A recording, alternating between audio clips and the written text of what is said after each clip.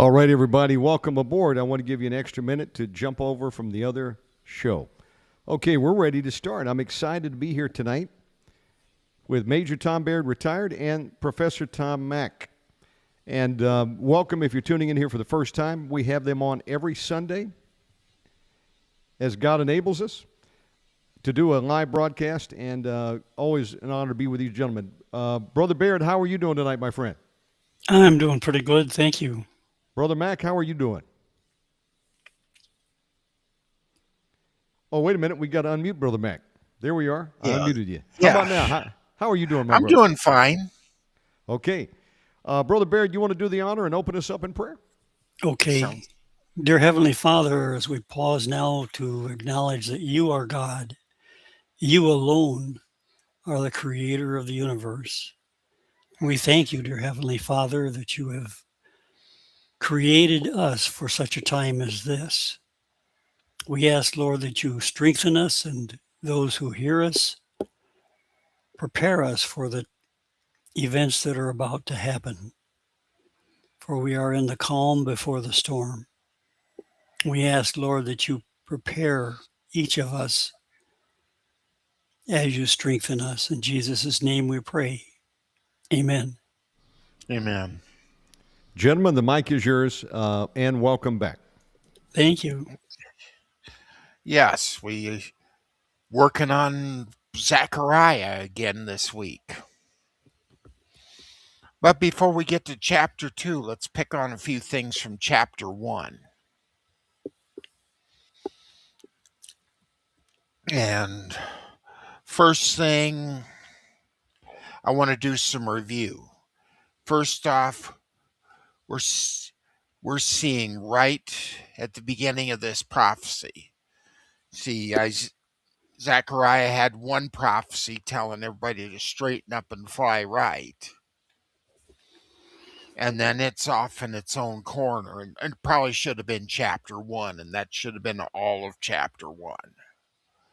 Because the second half of chapter 1 really belongs in chapter 2. And it's a big, long prophecy. And so we're going to try to put it together tonight, the whole prophecy, and see what we're going to get. And one of the things we want to pay real attention to, because Zechariah is really good at this. He's good at the details. And we see a man riding on a red horse. Well, last week's we thought about that and said, hey, wait a minute. We saw the same thing in Revelation 6, 3 and 4. And sure enough, here are the verses. And when he had opened the second seal, I heard the second beast say, come and see. And there went out another horse that was red, and power was given to him that sat thereon to take peace from the earth, and that they should kill one another. And there was given unto him a great sword. And a few years ago when we did this during COVID, we had some interesting observations at the time. I don't want to get Shannon in a lot of trouble, so we'll leave it there, and you can go back to Alive on the Edge and pull that show down and listen to it. But the interesting detail that we didn't mention was the myrtle tree. So I started hunting around for a myrtle tree.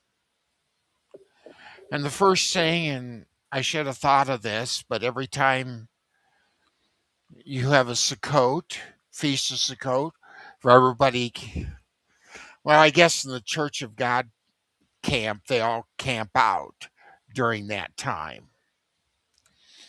I don't know how common that was. Maybe Shannon can comment, since he came out of the Church of God movement. What was the question? Well, in the Church of God, how many of your people ever celebrated Sukkot? Oh, none that I know of. I didn't know what Sukkot was. We had no teaching at all on the Feast of the Lord. At least not back in the 80s when I grew up. Mm-hmm. Because I used to remember, and I don't know what part of the denomination, because the Church of God is broken up into, I don't know how many pieces. You can probably tell me that better than I can. Well, the Church of God I came up in was based in Cleveland, Tennessee. They've got a college called Lee College. Out of that, your televangelists today like Jensen Franklin, Perry Stone, Paul White came up in it. Marcus Lamb of Daystar was a evangelist that preached for my grandfather, who had a Church of God in Atlanta, Georgia, that he pastored. So there's a lot of people out there. And I think today, maybe Perry Stone, he teaches about it. But, yeah, we didn't have any teaching of the Feast of the Lord. I didn't know anything about it. I mean, heck, we were still practicing Easter egg hunts on Sunday. And, you know, the winner of the special egg got an Easter bunny. What does that tell you? Back to you. Well, I do know some. So, yeah, Cleveland was the Pentecostal break. I know there was Anderson, Indiana, which was not Pentecostal, definitely not Pentecostal. Yeah, there was a Church of God in Prophecy, another branch. The one I was in was established in 1886. Good people. They loved Jesus. They sang the old songs. They had the altar calls. They spoke in tongues. They interpreted. They believed in praying for the sick, but I saw no deliverance. And we had no training on any of the feasts of the Lord. But we loved Israel and loved the Jewish people. But again, I was just ignorant. It wasn't until I got, into a younger adult that I began to, hear about the feast of the Lord and, the Sabbath, etc. Back to you. So I have to admit, I saw this in Texas mainly. And you would see, because when we were distributing the Midnight Herald, I often took them to Church of God buildings and distribute them. The pastors loved us coming with them. In fact, they would call when They thought we should be bringing the Midnight Herald around because our people would ask. And I tell them, tell your people to write us and we'll give them a free subscription. And then they'll get it when we get it out. And some people did, but every once in a while when I'd go in there, I'd see a banner for a Feast of Tabernacles. And they were having a big gathering. It was always a camp out. But other than that, most of the people would go to those things. In fact, I got invited to speak at one many years ago. And I felt a little bad. I just went there, spoke, and went home. I didn't camp out. But I thought it a little strange because everybody had motorhomes or they had fold-down campers. And I never really saw anybody in tents. And which is what the biblical standard was tents. Though these days you see people, and we'll talk about it in a minute, that they do their sukkah at home. And I don't have a problem with that because I see scriptural standards that allow for that. But it's interesting, the myrtle tree was one of the branches you put on the top of your sukkah so the rain didn't come in. And people would put palm and myrtle, and there are two other trees too that are allowable to be put up there. And they would make it a little place where they could live for the 7 days of Sukkot. But whenever you see the myrtle tree, it talks of a new beginning or an upcoming peace. And so, even though we're seeing these war signs, it's among a peaceful place, which usually means staging area.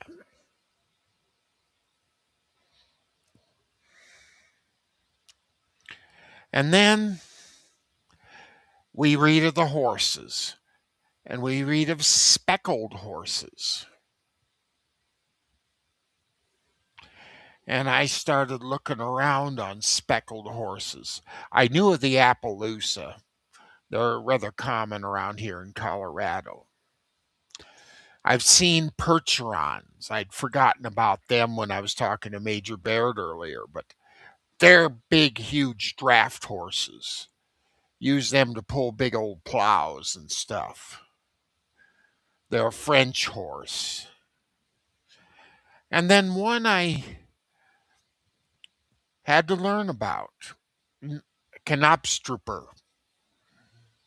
It's a Danish riding horse that you often see in circuses. They're all speckled horses. Not all percherons are speckled, and most Appaloosas are speckled, but not all of them. Knobstruper, yeah, they're all speckled. And for some of you who have never seen these animals, the one to the left is the Knobstruper. And he's definitely speckled, wouldn't you say, Major Baird? Mm-hmm. Yes, that's correct. Did you ever see one of those in Germany? No, I didn't. I did see when I was on my first tour there. I was stationed in Bamberg, and we had military exercise out in the countryside up on the plateaus. And as we travel from Bamberg up to the training area, we would go through these small farming communities, and I would see one farm being cultivated by hand with a hoe, a garden probably, another being tilled by a mule, and another being tilled by a draft horse, and another being tilled by a tractor, all in almost side by side. Now, give people a little picture here. About how big is a draft horse usually? Oh my goodness. 8 feet tall Yeah. and 4 feet wide. That's tall. No. Is it taller than a Tennessee Walker? Oh, yeah. Wow. I need a ladder then to get up there because I'm only 5'5". Well, you don't ride draft horses as a rule. I know when I was a little kid, I rode a Percheron once. But my parents had to haul me up on there. Or my dad had to haul me up on that horse because I wasn't climbing on that horse. Not even if there was a stirrup. It'd have to be about 4 stirrups for me to climb on that horse. And that wasn't happening. And but they're big horses. The biggest one and one that everybody knows about is Clydesdales. Mm-hmm. However, as a practicality, most people don't like Clydesdales because their hooves have that hair around them. And that sometimes gets mixed up in the mud, and then you got to stop and clean that off.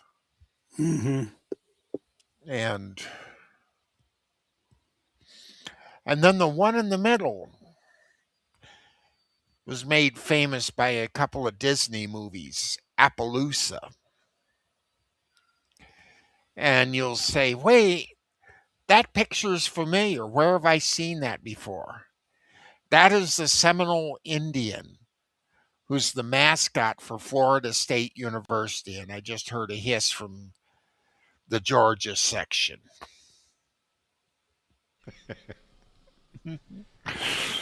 But I look at these breeds, and I know the breeds we have now are extrapolated from earlier breeds. Because the Knobstrooper, let's get it right, came from Spain. So originally was a Mediterranean horse, even though you find most of them in Germany and Denmark now. And they are an endangered species. Appaloosas are everywhere. People love them around here in Colorado. And Percherons, but you see them in given situations. For example, when you've got a farming situation like Major Baird described in Germany. So that Percheron will pull a pretty big plow. But we want to look at these because the Bible says we're going to see him again.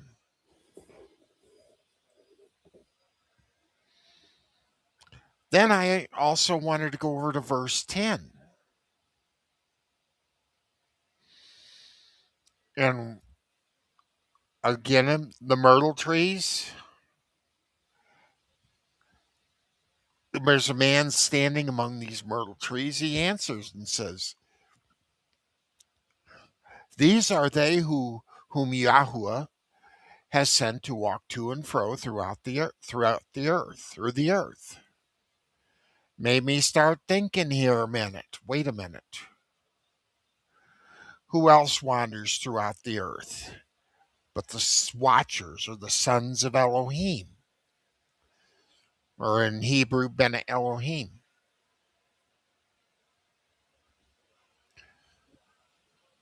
And if you notice that Satan is one of them because he's a created being. And he goes to and fro throughout the earth because he's probably at least partly part of the Watchers, because Satan itself means adversary. So I don't know that we're necessarily talking about the devil here. What we do know is there are good Watchers and bad Watchers. And the good Watchers won't talk to us because they're forbidden from talking to us. The bad Watchers will talk to us, and we should never talk to them. And there's two places where we get information about the Watchers. One is the book of Enoch. That's a little bit too much material for tonight. But we can go to Daniel chapter 4. And in Daniel chapter 4, we see Nebuchadnezzar talking about horses. He was on his high horse. He was the greatest king in all the earth, or so he thought. And he would stand in his palace and brag about how great a king he was. But you know something? The Watchers saw it. They weren't happy. And they called a holy one down from heaven. They always work together. They always have to work together because Watchers can't always be trusted. Because half of them have already turned, and we don't know how many of the other half are going to stay loyal. So these Watchers come down. So we can't have this. And so they said, all right, hew the tree, which is Nebuchadnezzar, hew the tree down and destroy it. Yet leave the stump of the roots thereof in the earth, even with a band of iron and brass, in the tender grass of the field, and let it be wet with the dew of heaven. And let his portion be with the beasts of the field, till 7 periods of time pass over him. So for 7 years, what does this guy do? He eats grass. And he's technically insane.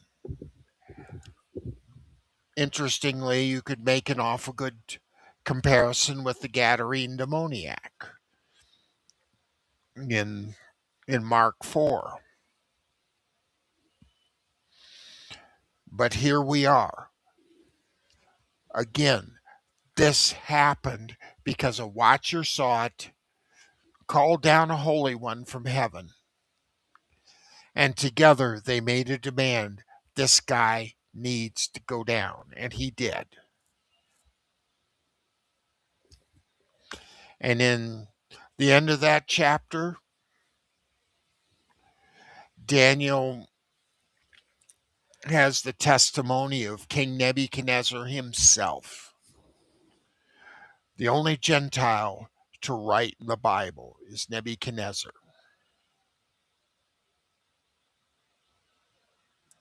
How many of you knew that one? But Nebuchadnezzar, he learned his lesson. And we may have to visit that one someday. I think that's a interesting chapter, and with the situation we're seeing in our own country.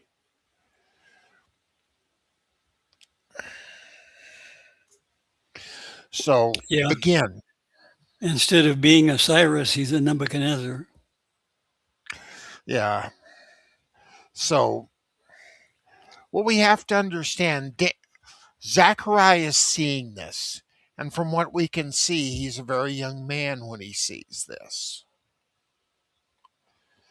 And at the end of the chapter 2, we'll see why He's a young man. But you see, he's in a quandary here. Some of this material that he's seeing in this vision is very similar to what Daniel has talked about in his visions. Would not be a surprise that Zechariah consulted with an older man and asked what's he dealing with, and Daniel likely explained to Zechariah what he was dealing with. And Zechariah, seeing the situation, we can see that he wisely opted to proceed very carefully. Because he's going to go, before we're done with this, Zechariah is going to go places Daniel never dreamed of. Well, as we're listening to that, even though he may have consulted, and there is a geographical and time frame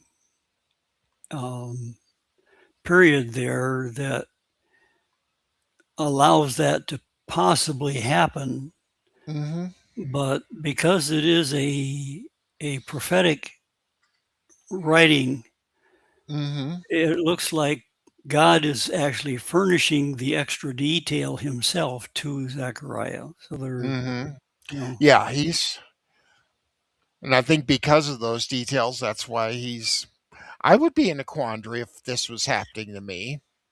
And then the other thing that's interesting through this is we're seeing the watchers in this case. They're giving an accounting to the angel of Yahuwah. And when I see that, I see a hierarchy. You only give an accounting to a superior. And that's what we're seeing here. We're seeing the watchers giving an accounting to the angel of Yahuwah.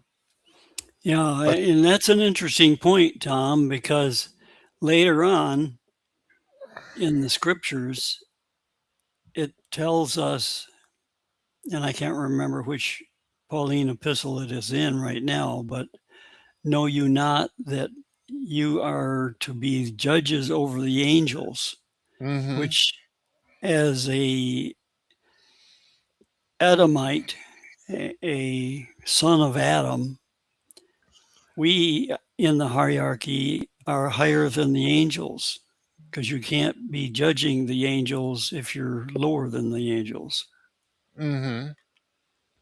Whereas the B'nai Elohim are below the angels. They're a separate creation, separate from the Adam mankind.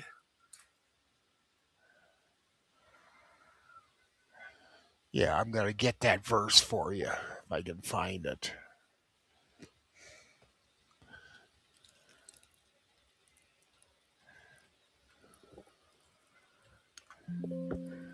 Yeah, 1 Corinthians 6:3.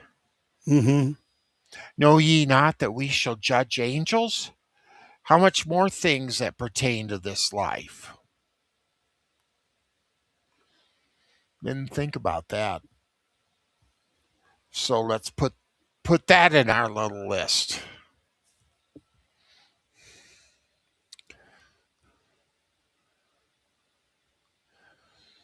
Because, you get to 1 Corinthians 6, we're talking about matters of judging circumstances, judging situations. Yeah, that's true. And Paul says, look, you guys got to get this straightened out because someday you're going to judge angels. And that's not going to be so easy.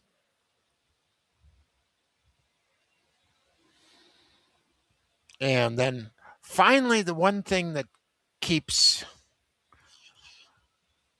getting at me is the report that the watchers give. we have walked to and fro through the earth. And behold, all the earth sits still and is at rest. And I'm seeing a retired major over here. That's not a good sign for him. Hmm. It's always quiet before an ambush. It's always quiet before a major push by the enemy, because they don't want to telegraph what their real intent is. They want to deceive. In fact, And the all way they, in war is an exercise in deception.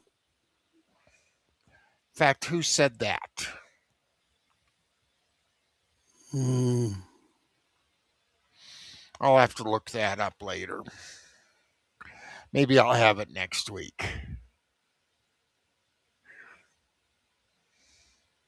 Whoops, here. Okay.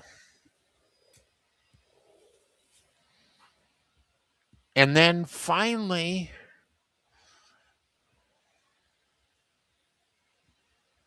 or we have two more things we want to work with out of chapter 1 that we want to review. And this is probably what would send Zechariah to Daniel, if anything, when he hears 70 years. Because undoubtedly, Jeremiah's prophecy's been discussed. Because Jeremiah is the one that gave us the 70-year prophecy to begin with. And he said, you guys are going to be in captivity 70 years. And he named Nebuchadnezzar, and he named what he would do. And sure enough, now this is being brought up. But it's interesting. Two things happen here. One, the angel understands Zechariah is concerned. And he's still asking the Leviticus 26:28 question. Have we sufficiently repented? Or are you multiplying by 7?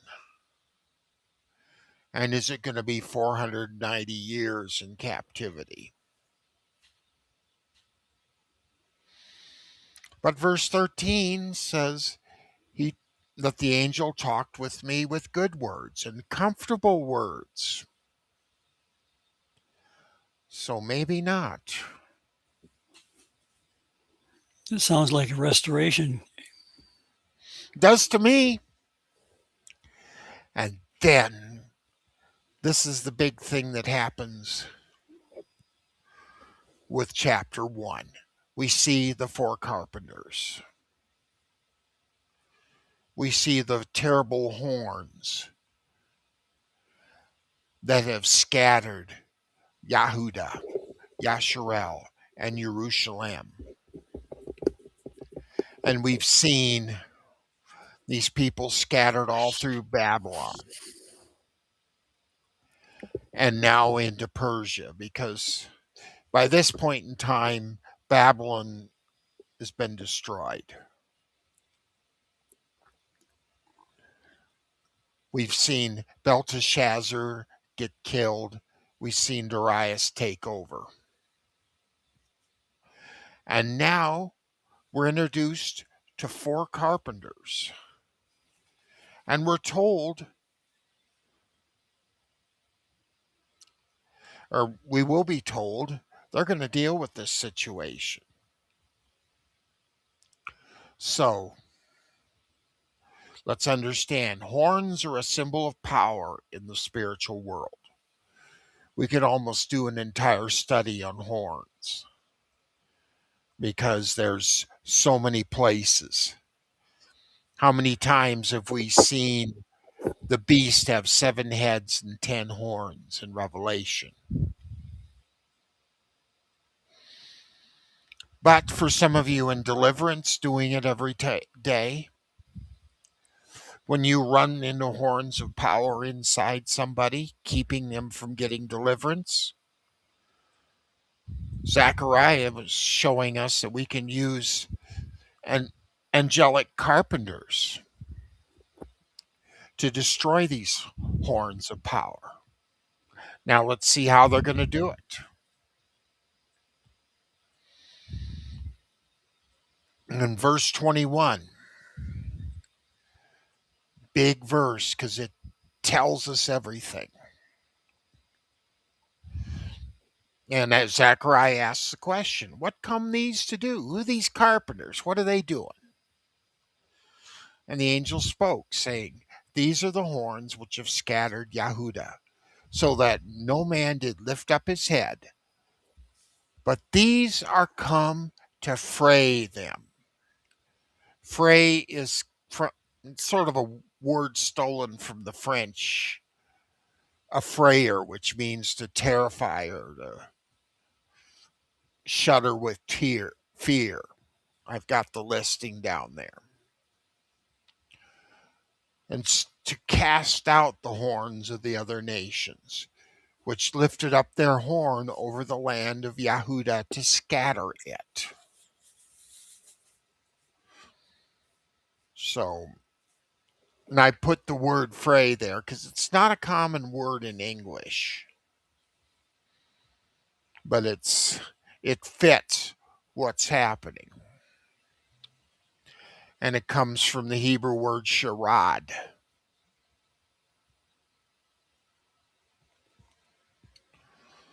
And while we're doing it, let's look up carpenter. That's sharash. And we find out he's a little bit more than a guy who just works with wood. He's a craftsman. He's an artisan. All that tile work you see in Roman colonies, say in England, that tile work was done by carpenters. They also engrave. They also carve. And figuratively, they're warriors. And I saw that in the not in the concordance, in the lexicon. I'm going, wait a minute.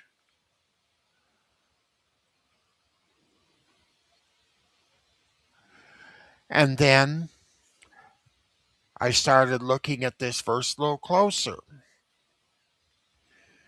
And what's the carpenter's methodology? It's a shock attack, artillery, bombing. You want to get the enemy afraid, and you want to uproot them from their trenches. And believe me, artillery will do that. You see a shell land within a mile of you, and the ground shakes. Mm-hmm. It's not I tossed a hand grenade and the ground shook. A hand grenade's not a big weapon. It fits in my hand. But what they would do is they would uproot them from their trenches, and then after they've uprooted them, they'll send in the cavalry and the armored vehicles, tanks, whatever, and drive them out. Let's look at some examples from history. You see General Edmund Allenby. We talked about him last week. Because when he entered Jerusalem, give the man credit. He got off his horse and would not ride into Jerusalem. He said, only my master can do this.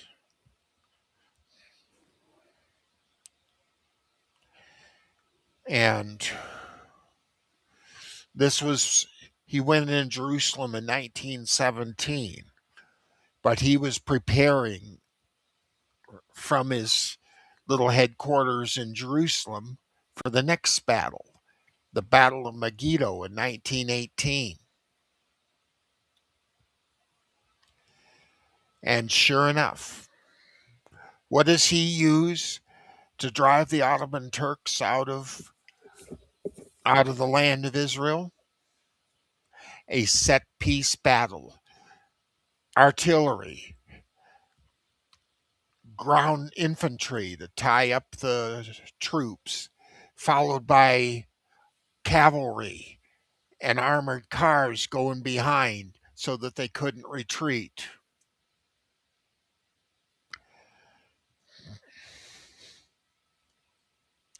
General Allenby routed the Ottoman Turks, and that was the end of the Ottoman Empire right then and there. By the end of the year, 4 countries were occupying Turkey, including the United States, interestingly. I did not know that. But what's interesting is one of his staff officers in that operation was Field Marshal. He wasn't Field Marshal at the time, but he would be. Field Marshal Bernard Montgomery. And his most famous operation was a set piece job that would have satisfied General Allenby completely. And what he did, he crossed the Rhine River. And they called that Operation Plunder. Of course, Major Baird said he'd be afraid it would be called Operation Blunder, but it wasn't. Eisen made sure there was a couple of U.S. units in that attack so that they would not screw it up. I found that rather interesting too. Mm-hmm. And the more I study General Eisenhower, the wiser I realize he was. There's a few things I disagree with him on. I would have liked to have seen our troops get into Berlin because I don't think it would have been such a massacre had American troops walked into Berlin instead of Russian troops. Well, But again, it reminds me that when God releases his wrath, he does do that. He sends the basis, meaning the worst of the worst, to do the job, as opposed to being those that are full of mercy and compassion. which is what the Russians were. They were brutal. Mm-hmm. I won't go into that in detail, but it's, and I think you're right in that regard that this is a judgment on Germany. Mm-hmm. And I also was remarking to you, and I'll point it out to everyone else. If you look at General Allenby and Marshal Montgomery, notice they had the exact same mustache. Those I understood in the British Army, you couldn't have a beard. Which is, I think it's still true in the U.S. Army. Yes, only if you're in a culture that exalts a beard, like a Islamic culture. Mm. The soldiers are allowed to those that are in contact and in leadership are actually encouraged to grow a beard, a full beard. Like Navy SEALs? Yes. Short story, I remember when I worked for the U.S. Army as a civilian back from 89 to 96, and there was active duty. Warrant Officer Division pilots, had a friend who was an Apache helicopter pilot. Mm-hmm. And I can't remember the circumstance. Was there a call-up of reservists? And some of the people that were being called up did not have to live by the same standards that the active duty Army did. And some of these guys were coming in, and my friend said, they'd have beards and mustaches and stuff, and their hair would be a little bit long. And I was trying to figure that thing out. I got to go back and ask him what was the circumstances, but he said, it was a real disrespect for, the military order. And, a lot of the active duty took offense to it, and I would have too, to be honest with you. In fact, maybe in a Muslim country you need to have a beard, but I always thought you're supposed to be clean cut and shaven. In fact, well, that's the standard, because and that came out of World War I because of the tremendous difficulty of getting you deloused, because lice love to nest in your hair, facial or top of your head, either one, or body hair. And let me bring it back to current times. Have y'all seen law enforcement today? I'm talking police officers. And yeah. I mean, have you seen some of the federal agents? They come in there and they look pretty shaggy. I mean, I don't think they should be wearing beards, to be honest with you. Mustache, okay, but beards. Yeah, mustache has always been considered okay. Especially some of the federal troops. I think Homeland Security has no standards anymore. I mean, you can come in and you look like a bum, to be honest with you. Now, I'm not saying they have long hair, but unkempt.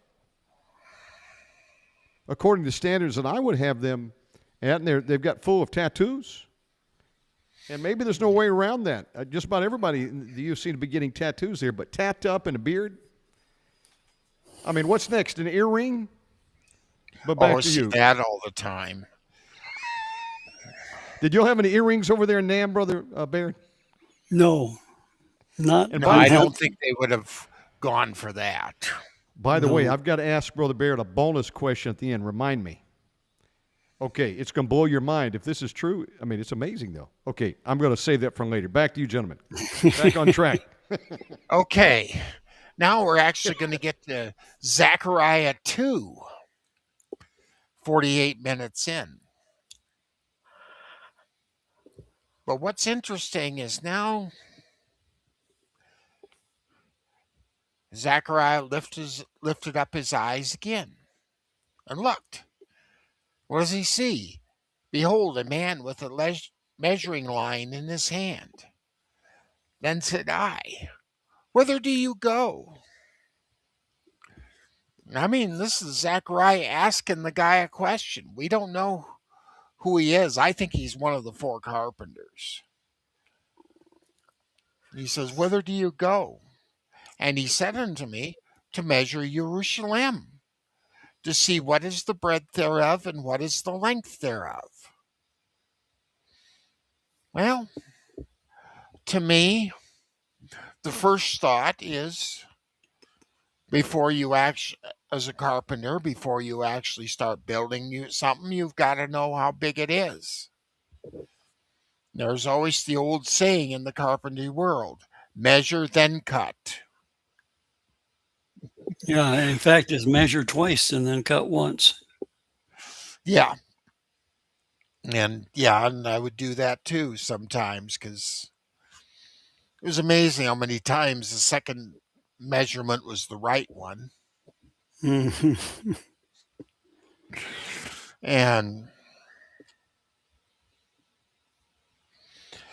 it's an interesting thing, and I started saying, well, okay, this is a carpenter, that's great. Well, what if this carpenter is a general? What would he be doing? He would be gathering intelligence so he can plan a set piece battle. But then I started saying to myself, well, if he's measuring Jerusalem as it is when Zechariah was around. That's a heap of ruin. He's measuring a demolished city.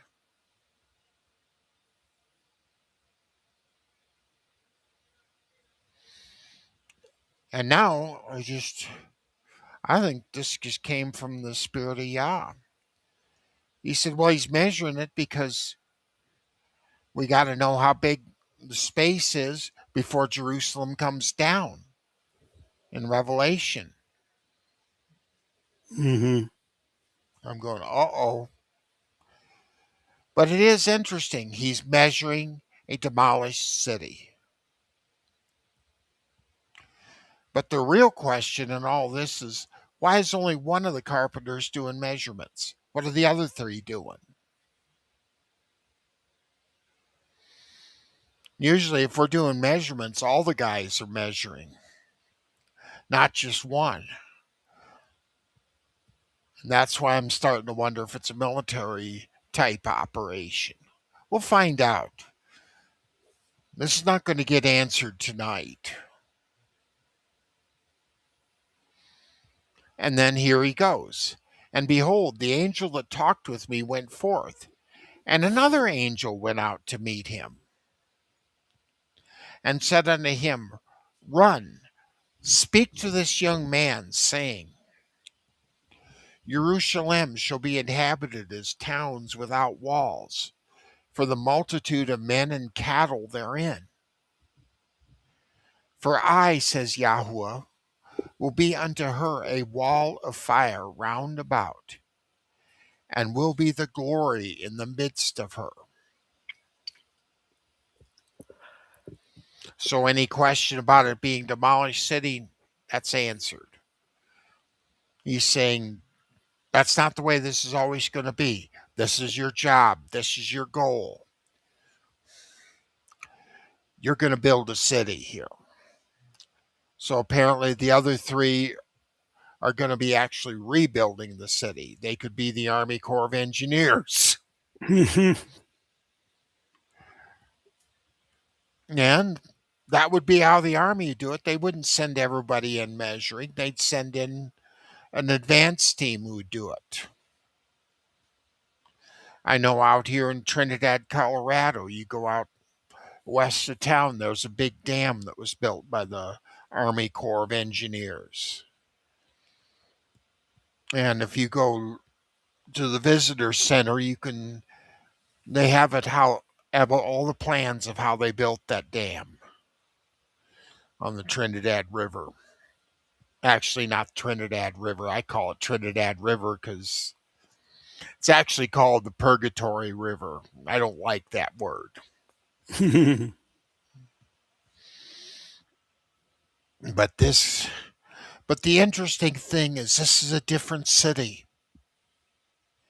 And the wall of fire. Something tells me our defense establishment should be reading verse 5. As maybe that would be the answer to stopping all these Iranian missiles. Yep. Because I can think of a few ways to create a wall of fire. Number one, lasers. Yeah. Except that the Lord be in it, they labor in vain. Exactly. But at least we know our Heavenly Father knows how it will work, when it's going to work. But your word is right. If our Heavenly Father isn't in it, it's a labor in vain.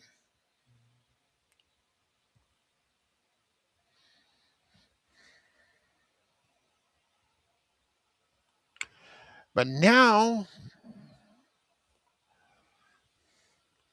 verse 6, suddenly we've got a new section of this prophecy. Alas, alas, come forth and flee from the land of the north, says Yahuwah. For I have spread you abroad as the four winds of the heavens, says Yahuwah.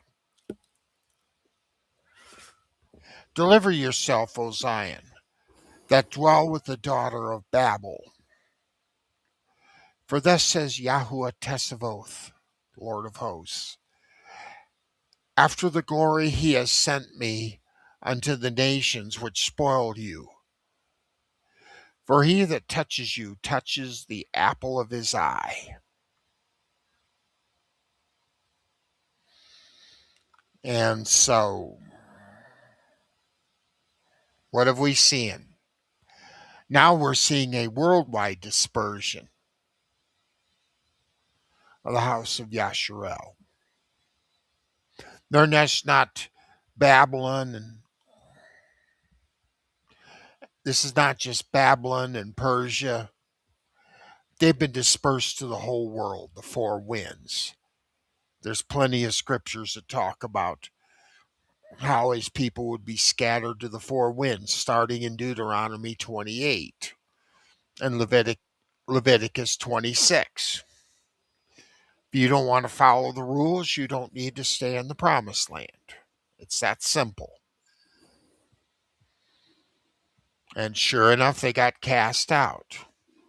The first time they went to Babylon.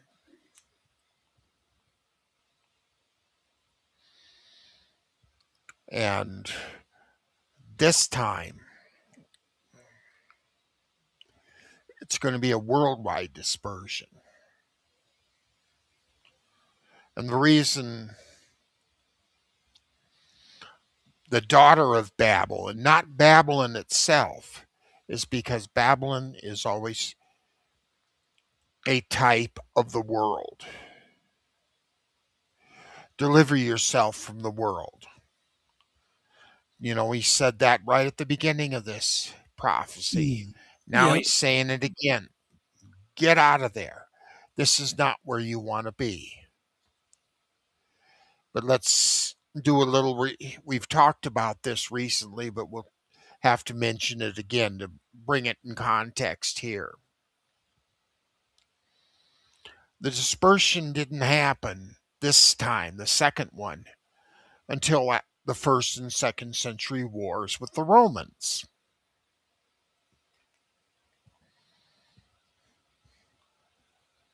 And now we're going to see that if you don't listen, you're going to get it a second time.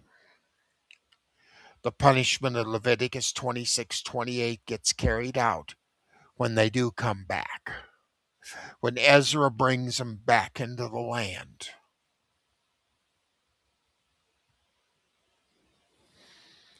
Well, who also comes into the land? Yahusha, our Messiah. He comes into the land. But unfortunately, there's a lot of false people in the land. Jews that are not really Jews. And they lead a rejection of the Mashiach. And when that happens, that sets in motion a second judgment. And this judgment starts in AD 70. And like other progressions, there was a two-level progression. The first time when Israel was carried away by the Assyrians and Judah was carried away by the Babylonians. We're seeing that again. It starts in AD 70 when Titus destroyed Jerusalem and trashed the first temple.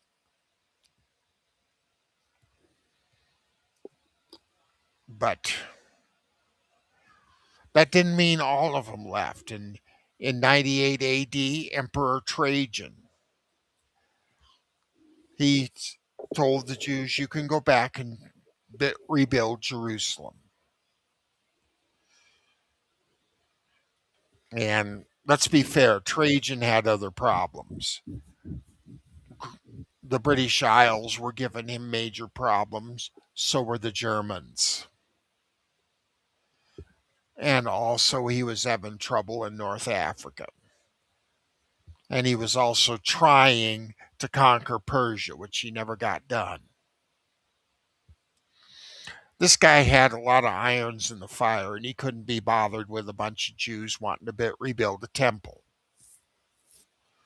Except he let him build the city, but he didn't allow them to build a temple just yet. But Trajan would get himself tangled up in Babylon trying to beat the Persians. He gets sick. He dies. And the new Emperor Hadrian, he takes over. He's still got the problems with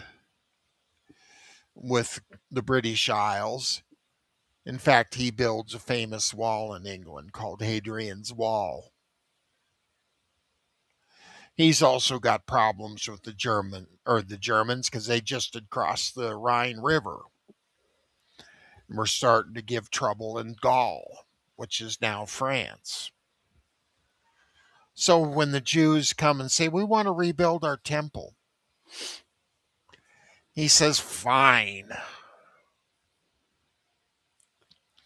So about AD 120, we see another temple built. See, we've had Solomon's temple, Ezra's temple, Herod's temple, and now we're going to get the Bar Kokhba temple, which is number 4. And so once that temple was built, the Jews started saying, we'd like to be our own country. We don't need these Romans here ruling us. So they find this guy who apparently they think has some kind of military ability. I don't think he did, but again, that's an issue historians will debate until the end of time. But Simon Bar Kokhba leads a revolt. And to make things worse, they call him the Messiah. And he is going to kick those dirty Romans out and reestablish the nation of Israel. And boy, oh boy, that all sounds good. And for about 2 years, they actually sort of did have a country. But once Hadrian got done with all his other problems, he said, we got to deal with this problem. And he invades Judea, destroys the temple, and then to make sure there's no new temple there, the Romans rebuild a new temple and make it a temple to Jupiter.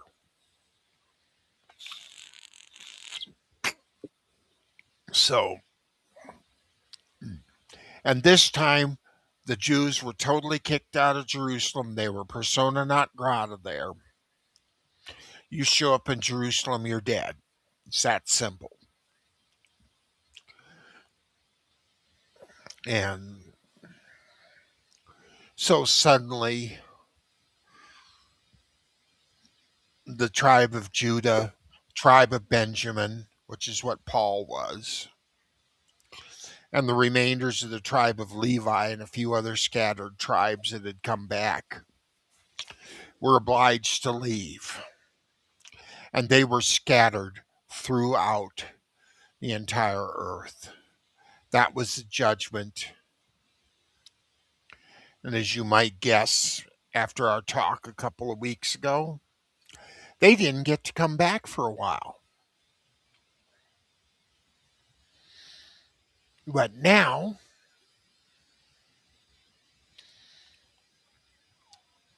we see here a restoration, but like the Pharisees before, they missed the fact that there would be a worldwide dispersion.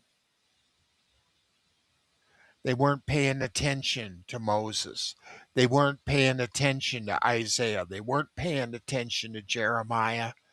And they're not going to pay attention to Zechariah. And Zechariah, because he's young, he has to make this statement at the end of this prophecy. For behold, I will shake my hand upon them, and they shall be a spoil to their servants.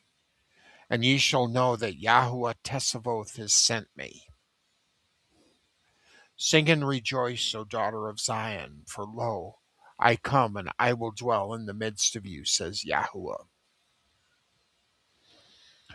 What he's doing is he's reminding them of the test Moses set for prophets in Deuteronomy 18. He's saying, you're going to know that Yah sent me because everything I'm saying is going to happen. Everything I say is going to happen.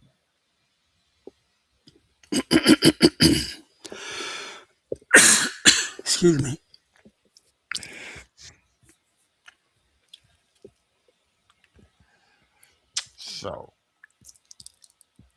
So we're, chapter 2 is a shorter chapter,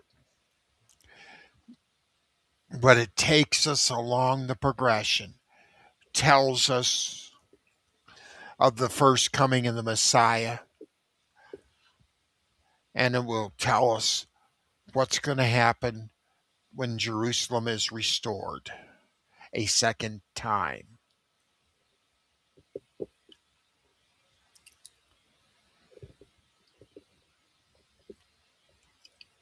That's why you got to read this word closely.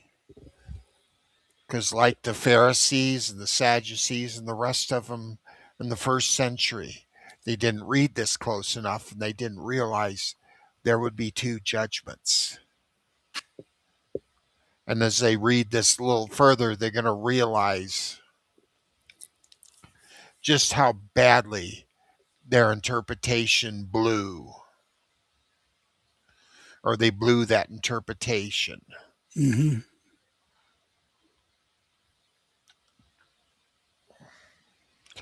And the harm it caused the people of Yasharel. Because they did not rightly divide the word.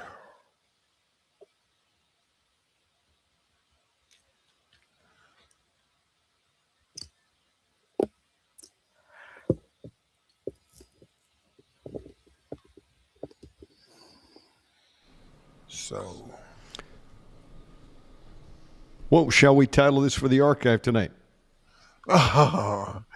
This will be Zechariah 2, the restoration of Jerusalem.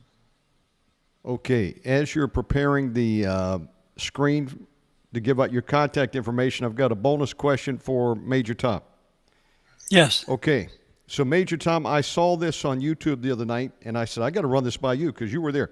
First question is, what years were you in Southeast Asia in Nam? I was there in 1968 and 69. Okay. So there was a YouTube video that said during the Vietnam War, Navy SEALs and Special Forces groups like Mack VSOG regularly wore civilian purchased Levi's jeans and pantyhose beneath their gear. And I'm like, what? And they said they wore the pantyhose as a base layer that prevented leeches from attaching to their skin and dried much faster than standard issue cotton and reduced skin friction during chafing during long wet missions. And they said in terms of the Levi's, standard issue military fatigues would rot and tear easily in the harsh Mekong Delta and the elephant grass. But denim was tough enough to resist those razor-sharp elephant grass and protected against insect swarms and hold up against river mud. And so this video was saying that was one of the most requested things by some of the special forces. Send me Levi jeans, pantyhose, and even tampon, maxi pads. I said, maxi pads? They said, yeah, they were using them in their boots to suck up the water and also as pads for some of the heavy gear that they wore over their shoulders. Now, I have no idea if this is the truth or not, but it makes sense. They said the leashes would just slide right down the pantyhose, and the jeans protected their legs against the elephant grass. Now, what say ye? You were there. Well, I wasn't with the U.S. Army. I was with the Vietnamese Army as an advisor. Oh. So I didn't see that. Did you ever hear any stories of anybody wearing Levi jeans in combat? After I returned from Vietnam, I heard about it, but that's when I didn't ever. It was just rumors. Now, I'm not saying the regular folks would have done this, but the special forces, I mean, they carried all kinds of special, like Shorty, M16s. They had all kinds of advanced gear, right? Even some of them, I heard, would even dress like the Vietnamese in the black and even grab some of their AK-47s and go up there as like forwards. So they said it would give that. you. Oh, did you really? Yes. I had black pajamas. You wore black pajamas? Yep. What did you have for shoes? Sandals? No, I had combat boots. Wow. And did you carry an AK-47 at times? No, I still carried my M16. But was it true that some would maybe carry an AK-47? I guess the thought was if they're out on a patrol and the Vietnamese saw them, it would give them an extra moment or two to get the jump on them because they would say, hey, that's one of us. I don't know. Yeah. Is that true? Or? That's what I was doing it for. Oh, wow. That's pretty amazing. And so what did the other locals wear? They wore the black pajamas, and then did they have sandals made out of tire treads? The local rice farmers, actually, their normal attire was black pajamas. Yeah. With one of those roof hats? Well, yeah, conical hat, yeah. I actually wore that also. Wow. They actually still sell those down here?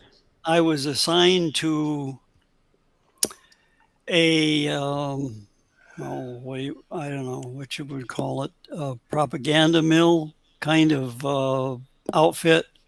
Yeah. And I was supposed to be the security guard for them, and that's when I wore it. Okay, so if you were going through did you ever go to the Mekong Delta? I was in the Mekong Delta. Okay, so when you were wading through the water and the rice paddies and all that, did you ever get leeches?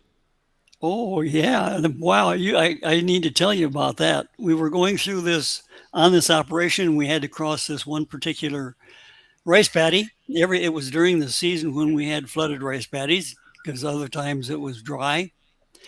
And as we started going across this paddy, I noticed that normally, when you walk in water that's above the earth, you have a swirl of the clay debris that comes up as your foot goes down and comes up. And this didn't. This particular rice paddy was gray. Its surface underneath the water was gray. When your foot came down, it surged away from your foot. And when your foot came out, it surged back in. I didn't know what it was. I thought, this is a strange kind of clay. I've never seen anything like this. And then when we got on the other side and got up on the rice paddy dike, all of my soldiers, which did not wear combat boots, they were barefoot. And they were holding on to each other for balance, and they were pulling the leeches off from between their toes. Oh boy, would those things get up into the private parts? It was solid leeches. Now, what I did, and all of my team did, Americans, not the Vietnamese, but the Americans, is that we use the mosquito repellent and we saturated the top of our boot, the fatigues going into the top of our boots and up around our crotch and around our waist where our belt was, and then under our arms. And that pretty much until it would work until you sweat so much that the repellent was dispersed, and then the leeches would come in. But that gives a whole new meaning to spray on deodorant. You were spraying on the arms with the DEET or whatever. Yeah. But how did you keep a leech from not attaching to your ball sack? Well, that was where we used the right where your fly is and around your belt the fabric was totally saturated in DEET. Amazing. So they didn't like DEET, huh? No, they did not. Now, just think about it. If you had worn pantyhose, do you think it's possible that the leeches would have just not been able to latch on? I don't know about that because it was so humid and so wet in the Mekong Delta. We did not wear underwear. We only wore our baggy fatigues because otherwise we'd have crotch rot. Okay, so it only take 1 day. 1 day, right? That's right. How did you keep from getting trench foot out there when you're walking around in the water? That's why your jungle boots, that's where they come in, because they have holes in the bottom and they drain out. And of course, you don't stand in the rice paddies for any length of time. You get back up on dry ground so that your water runs out of your boots. Would you have to do regular maintenance on your feet? I mean, dry them out every day or your socks? I mean, how many pairs of socks can you carry? Well, 2. Okay, so one to dry out and one to wear. Now, were they made out of wool, cotton, nylon mix? What were they made out of? I can't remember. I heard. But some of that will wick better than others, right? Yeah, right. So I made a big mistake when I moved here to Bali 10 years ago. I wasn't thinking about humidity down here. And we didn't have any humidity in Las Vegas. I actually had to add it back in the air, or you get a nosebleed. Right. We get like 17%. So I came down to Bali. I jumped in the shower, took a shower, and when I got out, I just dried down, but I didn't dry between my toes. And I put my socks on and my tennis shoes. Uh-oh. In about a week, I'm in the bathroom, and I always put soap in between my toes, or part of lathering down and washing off my body. And I looked in between my toes, and it was green. Yes. And I looked in another one; it was green. I almost fainted. In horror, I said, "What the hell's going on?" I began to scrub, ended up taking the skin right off. Yes. And I realized that, oh my goodness, I've got fungus in between all my toes. It only took a few days in that humid environment. That's correct. And brother, I didn't know what to do. I dipped my feet in hydrogen peroxide. I went up and tried to get some cream. I'm going to tell you something. 10 years later, I don't have any green, but if I don't take good care to dry in between my toes, within a few days, it's almost like there's no color there, but it's almost like a fungus. Mm-hmm. And, the skin begins to peel in between, and I've never overcome that. No, and you'll have to go into a dry climate to get out of that. Right now, I use alcohol pads in between my toes, and if I'm not very tending to them, and I don't just keep them dry, I take showers a couple times a day, that skin will begin to peel away again, and then I have to go and get some cream and put in between it. It's just it's never ending over here. Yeah. Now, talking about jumping in the shower, in our area where our team was, we had a shower at the end of the building on the outside. And a berm for from a nearby bunker that the soldiers would climb up on, and they would carry water up there and fill up the reservoir tank that fed the shower for our shower. It was, it was gravity fed. But every day I went into the shower, or every time I went into the shower, I always had to open it and inspect it to make sure there was not a cobra in the shower. Uh-oh. Oh, my goodness. Because we had those in the shower. So that was my next question. Leeches assumed it's going to be in any wet environment like that. But what about other things? Cobras, bull sharks, or crocodiles? Did you deal with any of that over there? Or poisonous lizards? No sharks, no crocodiles. Oh, we had a beautiful lizard, gecko. But he was a grandfather of grandfathers. He was an old thing, and he was 4 feet long. 4 feet Whoa. long with a tail. He was huge, and he ate a lot. I mean, a lot of mosquitoes. And I just enjoyed seeing him eat all those mosquitoes because I didn't like them.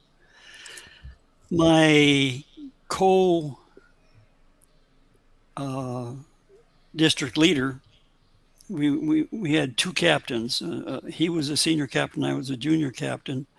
But we were both, because we were both district advisors, we were both given command time during that year because of that. We just parsed out on a rotating basis who would do what. And he did not like that huge lizard because, his body was thick. It was 6 inches thick or more. And would he climb the walls? No, he hid behind the couch. And we only had a team of 6, so we had a rotation of who was going to be on security watch / radio watch. We did both things at the same time.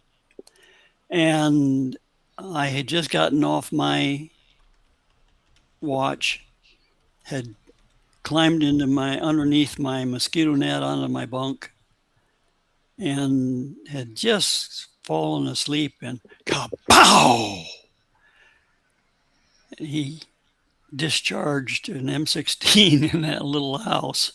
Oh, no. And we had splattered lizard all over the place. He killed Granddaddy. He sure did. Oh, my goodness. Did you get a picture of that lizard? No. At that point in time, I didn't have a camera. So what about cobras, though, and snakes? Did you have to look where you were stepping? Did you encounter a lot of them, and did you eat any of them? Were you a snake eater? No, I didn't eat any of them. I was not a special forces. He wasn't a Green Beret. He wasn't a Green Beret. No, I was just a leg. But we had bamboo pith vipers, which are the most dangerous. They're far more dangerous than the cobra. They're a beautiful fluorescent green. Oh man, they're just gorgeous.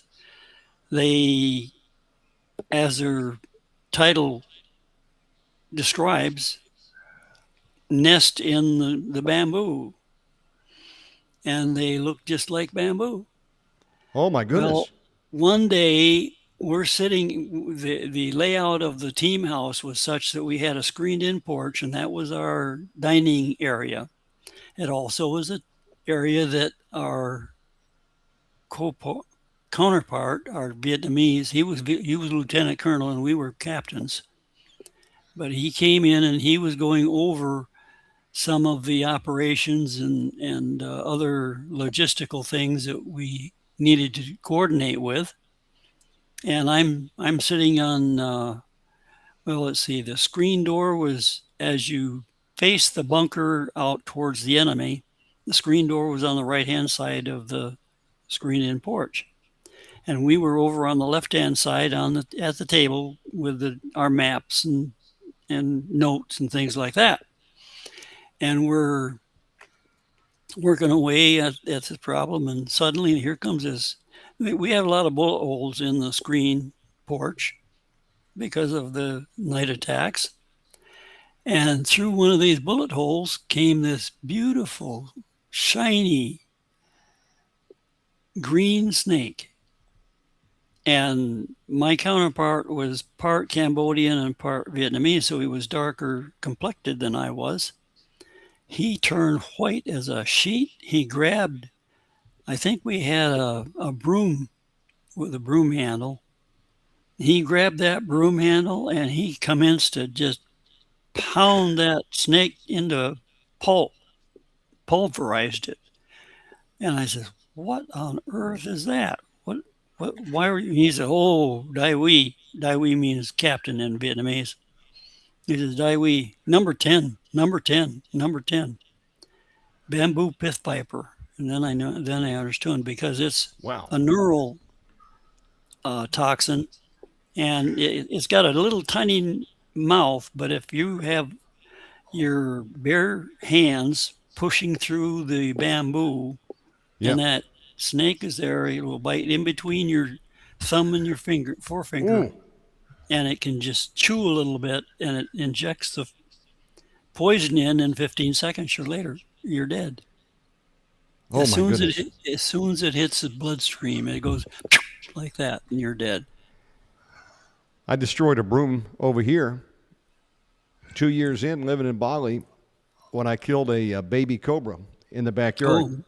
Mm-hmm. Flipped it over, broke the broom, and there was two, looks like spectacles in the back of its head. It was a bespeckled cobra. I don't know where Mama was. I don't know. Want to know. Man. Then I'm sitting on the toilet about 2 weeks after that, and I looked over there at the shower, and this black thing had come out about 3 or 4 inches, and I think it was his tail. I didn't wait. I grabbed the squirt gun on the wall and shot that thing, and it went right back down, and I panicked, and I called a guy, and I said, we got a problem over here. Got to look in the drains. We got to put some mesh. Snakes are getting in. Mm-hmm. Mm-hmm. We just moved a couple months ago, and my neighbor told me he had seen quite a lot of cobras out at night. I said, "Why didn't you tell me? Out at the garbage can." I said, "I'm glad you didn't tell me, but oh man, I don't like snakes. But I figured you must have run into a bunch out there." Well, one of the operations we were on, we were going through the jungle, and I was the tail end Charlie, so my job was to watch to make sure there wasn't any stay-behind enemy that were going to shoot us in the back. And I'm scanning high, not necessarily low. We had this huge tree limb that was probably, I think 3 or 4 feet thick, and it extended quite a distance across the pathway that we were going through into the jungle. And on top of that 4-foot wide limb was a python. Oh. And its head was as big as mine. Whoa. And he was literally, he must have eaten and he wasn't hungry, because he was literally tracking every soldier that ducked underneath that limb. The soldiers weren't looking up. They were looking down for booby traps. So they're all looking down, and he's watching every one of them. And of course, we're not stopping. We didn't pause at that point in time, but I'd hate to have thought what would happen if we had paused. But probably grab you up. That thing was watching every one of us go by. I got one more question. In Nam, did you ever come across any of these bamboo booby traps where you step and then the spike will come into you, or any big spike balls? Punji stakes, yes, we had them. What about the big spike balls that swing down on a rope? No, we had like Rambo style. We didn't have that. We had dug into the ground punji stakes that were camouflaged with a flimsy apparatus that would cause you to, if you unwittingly Step on? stepped on it, you'd fall through and it would go all the way through your shin bone, or not through your shin bone, but into your shin bone, and you would be incapacitated from that point on because they've Human manure on them, right? contaminated they had fire hardened the ends of the bamboo so they were black, and then they had desecrated them with feces, so you were definitely going to get infection. Did you ever go into any tunnels? No, no. We were so low. They did have tunnel. Well, they had bunkers. I wouldn't call them tunnels, but I'd call them bunkers that were a little bit higher than the water level. And they would fire from there and try to do an ambush on us every now and then. But the thing that they would do, we would have the Navy riverine forces would be out on the Mekong River and in the canals, and they had on their boats 50 caliber machine guns. Well, when we were chasing the enemy, they would put a stay-behind force in between us and the riverine force, and then the stay-behind force would shoot at the riverine force from this bunker, and the riverine force would fire back, and we would be in the fire zone with 50 caliber machine guns.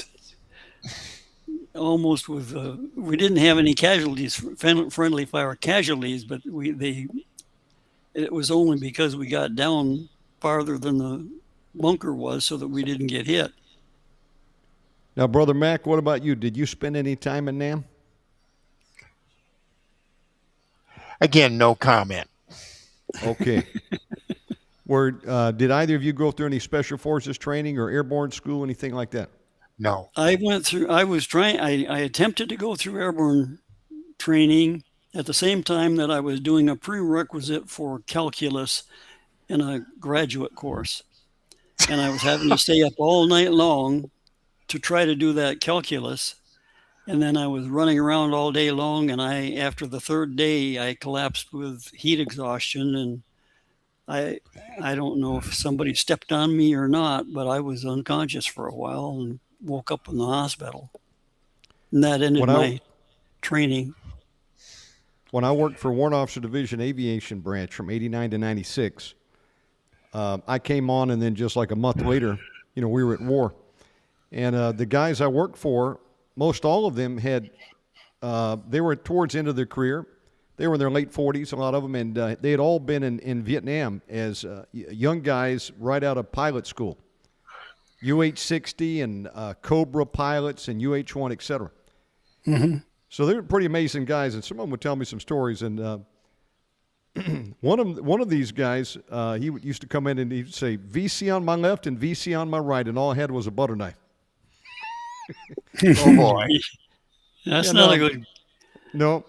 One of the guys told me a story, though, that I think he was a Cobra pilot, that they knew of a guy over there who they found, and they found him alongside of about half dozen Viet Cong, and I guess he had run out of ammo and had killed them with his bare hands. So I guess he knew some type of kung fu martial arts. He killed them, but then they got him in the end. They just, all these bodies laying out there. Yeah, that would have been interesting. My dad was headed for Nam, but they gave him orders to go to Okinawa, so that's where he went. Probably saved his life. My first, I actually was a district advisor in 2 different districts. My first assignment was in Khao Kay. My second one was Khao Nhang. Well, in Khao Kay, we were in the middle of literally in the middle of the base camp of the VC. And they were just across the river, which was 50 yards away. And just before I arrived there, I think about a month before I arrived to be the team commander, it was during the rainy season. The VC came in. It was just after Tet of 68. and they broke through we had an adjacent Vietnamese Army artillery support unit that was attached to our compound area. And they actually broke through the wire of the artillery outfit, came in during the monsoon rain with just raining cats and dogs. They had an underground bunker that was a command bunker, and the commander of the artillery outfit, Vietnamese, was down in the basement in that. And when they came in, through one of the guards, praise the Lord and bless his heart, he detected them first and sounded the alarm. They killed him. But because the alarm was sounded, then the commander started to, when you go into down the stairs on a bunker, at the bottom of the bunker you have a wall, so that if somebody wants to throw a grenade into the bunker, they can't. It'll explode, but it'll explode and just blow shrapnel into the wall. It won't kill anybody, and unless you're out there with it. And so he came around that wall and started to come up the stairs, and the enemy was coming down, and he had a pistol, and he shot them. And then they proceeded to, because they had quickly gotten inside the barrier, they had hand-to-hand combat for, I don't know, it was probably about an hour before they finally killed everybody. Wow. Now, and that was at my first assignment. Did they give you any martial arts training? And then also, did you carry a knife with you? I always carried your weapon. I always had a bayonet. But no, we didn't. I didn't get martial arts. I didn't do any martial arts until I was assigned to Korea, which was 5 years later. What did you train in when you went there? What Taekwondo, was I trained in? Karate? I was Taekwondo. That's and I amazing. learned real quick. I'm a real light, I'm a small guy. I'm only, at the time I was only 150 pounds. And these other GIs that I'm training with are 200 pounds, 210, and they're taller than I am. I'm 5'10 and a half, and they're 6'2", and so on. And so they would pair me up with one of these other guys to do the free for all phase of your training, where you've got your bamboo chest protector and so on. And I learned real quick, because I was quicker than they were at that point in time. I don't know as I am anymore, but at that point in time, what I would do is get in real close. I mean, skin to skin close, so they couldn't get a haymaker at me. And that way I could pound them just as much as they could pound me and not get hurt. Kick them in the nuts and take a bite out of their ear, like Mike Tyson. No. Yeah. Brother Mack, how about you? Did you do any martial arts training? And no, I did not. What about any special weapons you carried? No, I was in intelligence. We didn't do that kind of thing. I met some of these guys that were in special forces in the 90s, and one of them was an aviator as well. And he told me that, I don't know what he did, but he said they would give us, it was called CIA grenades. I said, what's that? He said, these little small versions of a regular-sized grenade, but you could fit in your pocket, like a cherry bomb or something. Did you ever come across any special stuff like that? CIA grenades? Oh, I heard No. they used to call them baseballs. That's pretty amazing. What about? Did either of you gentlemen ever run into any Mack v SOG or Delta Force? No, not where I was. I was too far away from the border. I was way down near the South China Sea. Brother We Mack, had the human forest where I was. No. Okay. What about Air America? Did you ever run across that? Oh, I flew all the time with them. Seriously? Wow. Yeah. Well, these were CIA operations. We didn't know that at the time. No, they didn't tell us. Were these the ones that were dropping Mac V across the lines, or were these some of the guys that may have been involved in drug trade, or both? We don't know. Well, I don't. They never told me. The only thing I know is the twin engine Beach Bonanza that or Beach whatever was having carburetor problems on one engine, and he jiggled it and so on and fiddle farted around, and I was trying to go from, I had just come out of the hospital. I'm trying to get back to my unit, and so I was from Canto, which is the main 4 Corps headquarters, and going on down towards Vinbin, which was my province, and then from there I would get a helicopter ride on into my district. Well, anyway, we're trying to get out of Canto, and I've been there for 2 days trying to get out because you're hitchhiking, and I had never hitchhiked in my life until I got to Vietnam. I'm hitchhiking by air, so I'm waiting on this, and there's supposed to be a C-123, and it didn't come through, and there was supposed to be this and that and the other thing, and a helicopter might come by, and it never did. And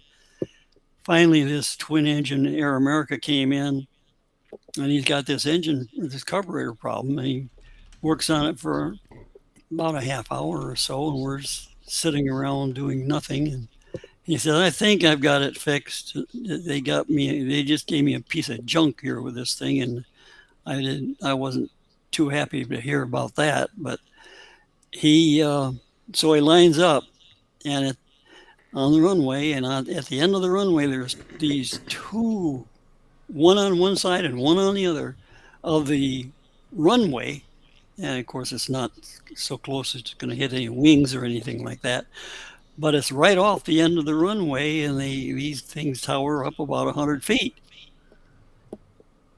and he pours the coals to it, and away we go, and we get lifted, and we're airborne, and suddenly that doggone carburetor just, and he had an engine out on the left-hand engine, and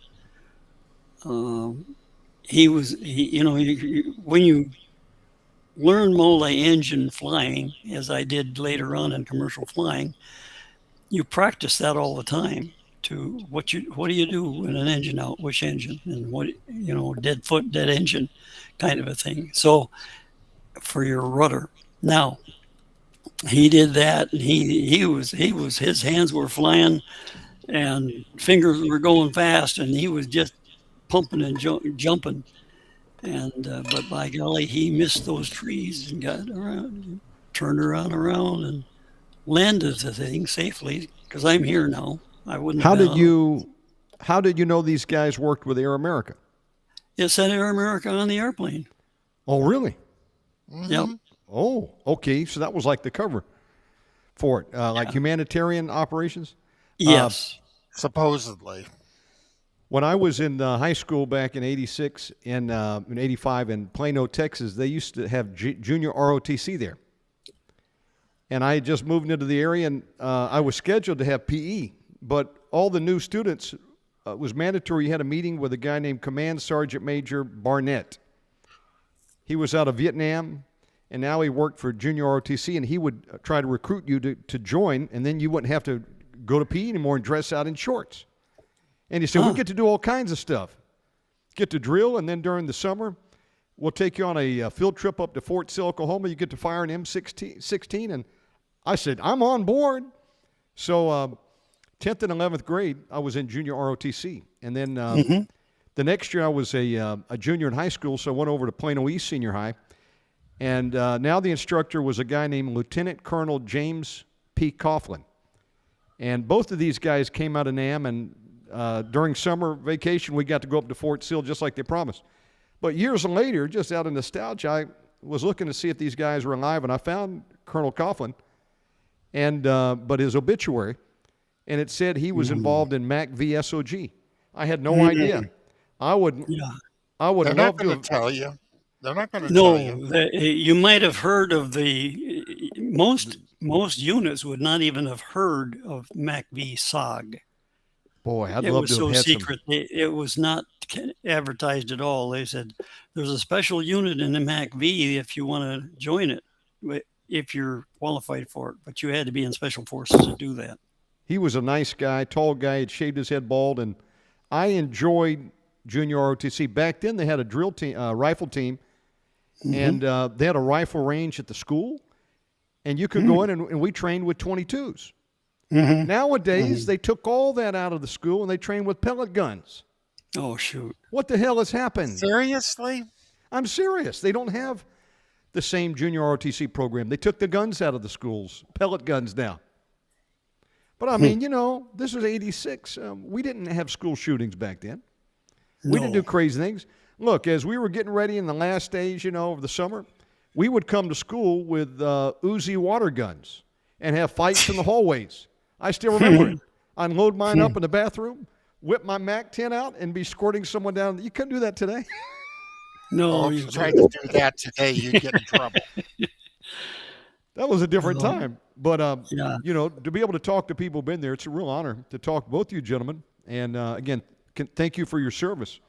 Gentlemen, for those that are tuning in on the archive later, tell people how they can contact your information. Now, for those of you who are watching on YouTube, you can see it, but go ahead and give that information out for your website. Okay, please. let me I got Major Baird stuff up here. Okay. Well, in my case, we have the website, which is aliveontheedge.com. And there's a lot of information there, a lot of prophetic information, because the Lord has visited me with visions and dreams, which is unusual. You don't usually have an Army officer that has that. But because of that relationship with Christ, and I was just at the point in time that I was in Vietnam, I was a very nominal Christian. I was, during the time that was a stand down, quiet time, I had a good relationship, prayer life, and so on.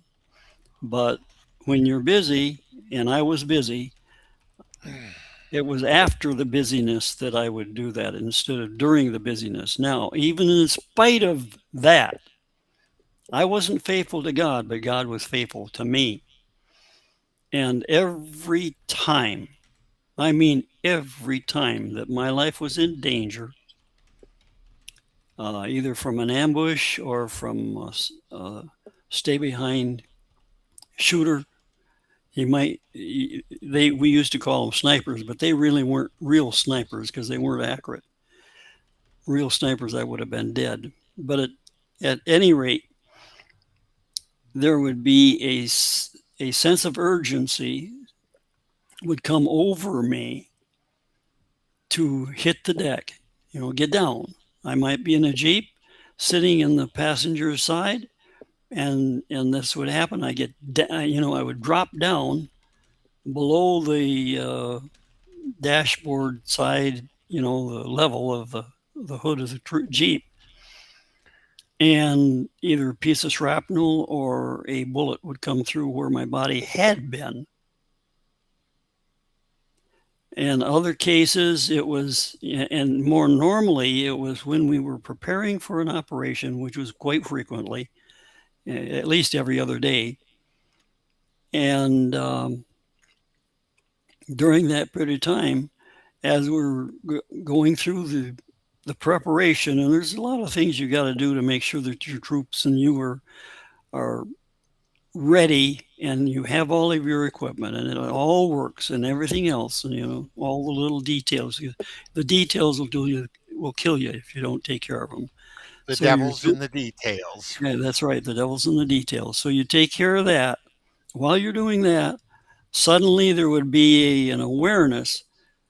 This operation is not a normal walk in the sun. We had a lot of those. We would be trying to find the enemy and we would walk and walk and walk. We call them walks in the sun, because you walk all day and you never find the enemy because the enemy is not there. He's taken off. He knows you're there in force, and he doesn't have the force to counter yours, so he's going to disappear.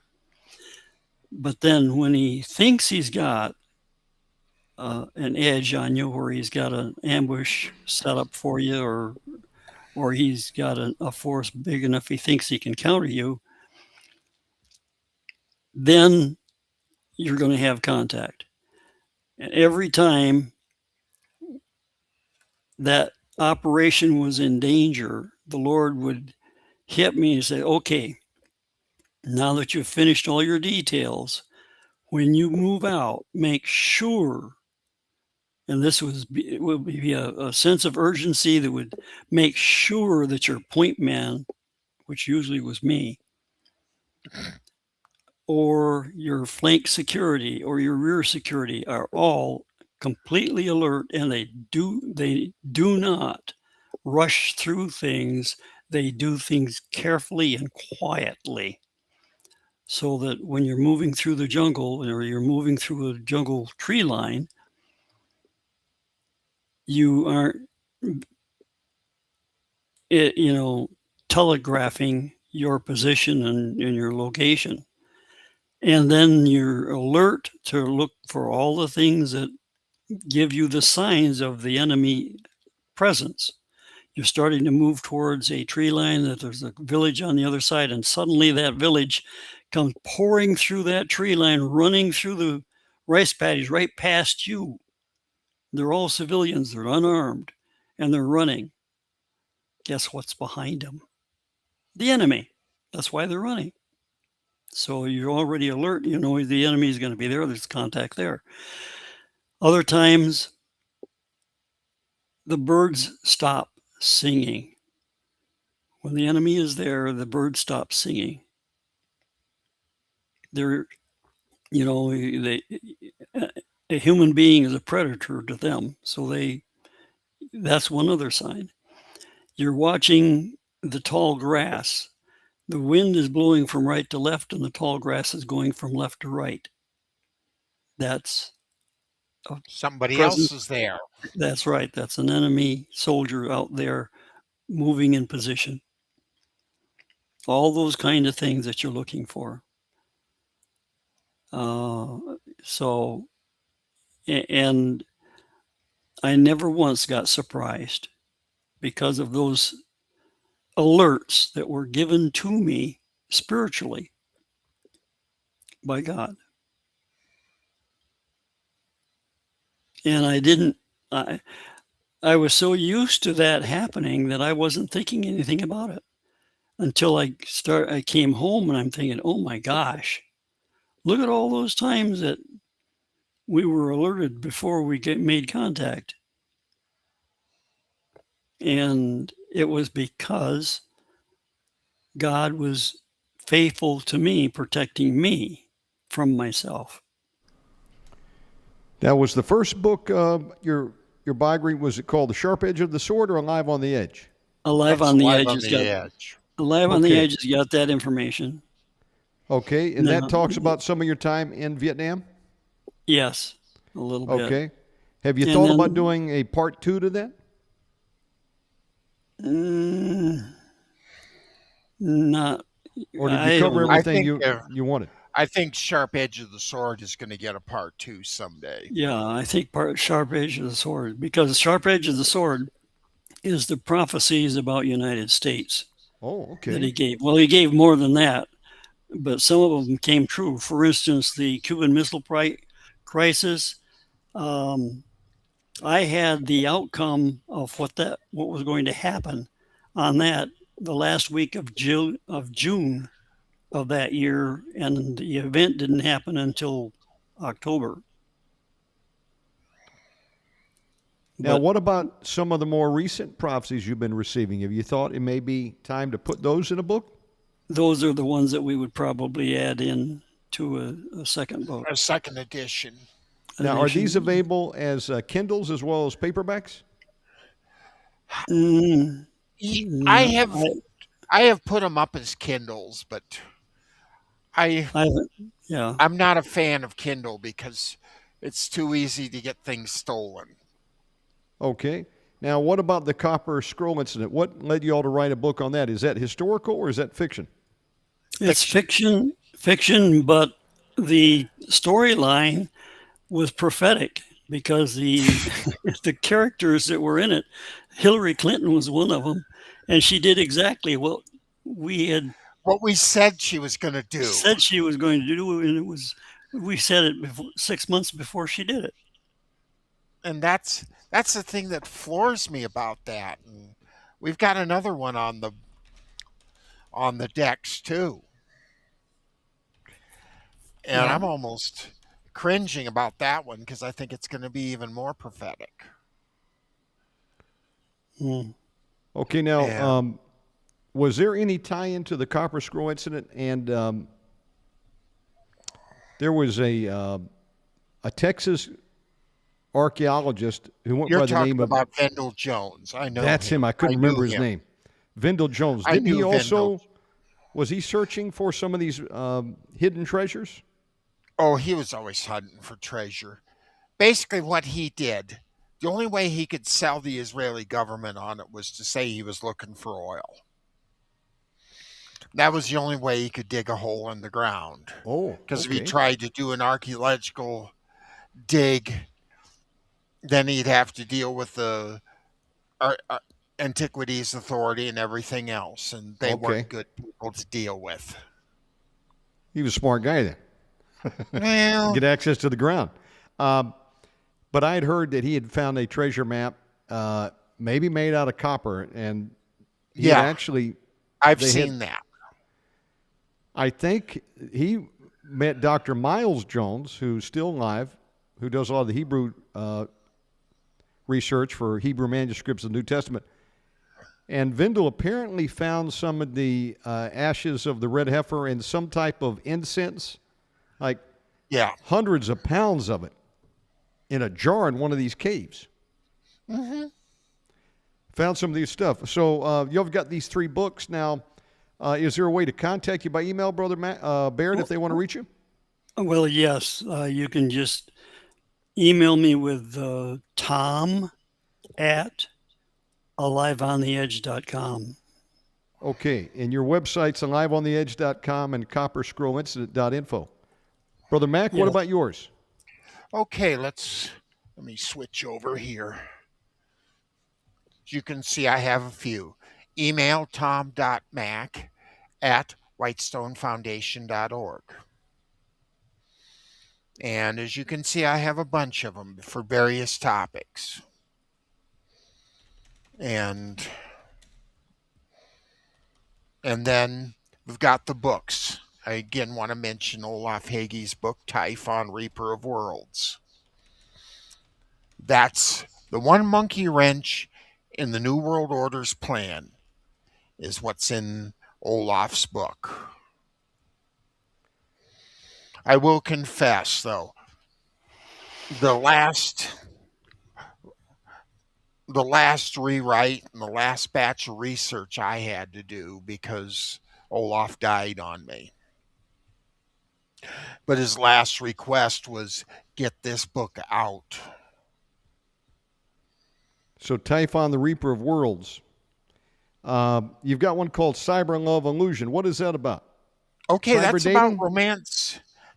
Well, actually, it's more about romance scamming, which comes off of cyber dating. I knew a girl one time who had 10 different social media accounts, scamming men. That's not She went under 10 different names, but you might have that's to not update it unusual. for Well, AI. I mean, I'll tell you my problem with it is the person I wrote this with, who did all the psychology and everything, she's dead now.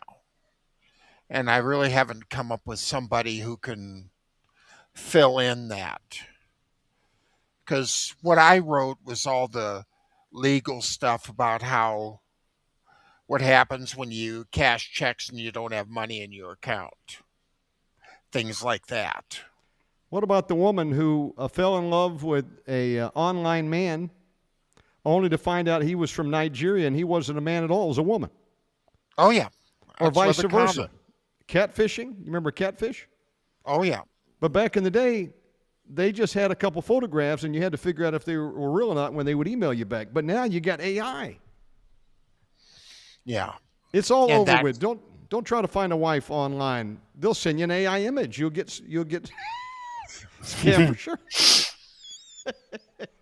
Well, you got other books. 21st Century Warfare Prayers. You're working on an update to that? Yes, and it's going to be quite an update, I think. And there'll probably be a new chapter to it. Brother Mack, did you ever get scammed? Be honest with me. Did you fall in love Nope. with a woman who said, look, my mother has just had a heart attack and I need you to send me money right now to pay for her medical bills? Well, I have a rule on that. And this is one everybody should follow. If I haven't laid eyes on you, you're not getting my money. I had a woman like that one learned time. I learned that early in the accounting world. That's good. I'm glad you didn't get scammed. You've got some great books there, and you also do Bible code research. Have you thought about a book on the Bible codes? There's too many out there already, and trouble is by the time I write one, it's already out of date. How do they email you? What's the best email? tom.mack@whitestonefoundation.org. Gentlemen, I kept you late, and I want to thank you for staying up with us, Brother Baird. We love and appreciate both of you guys. Folks, you can get this program immediately in the archive right there on YouTube under the Live Stack. And we've got one last thing before we close.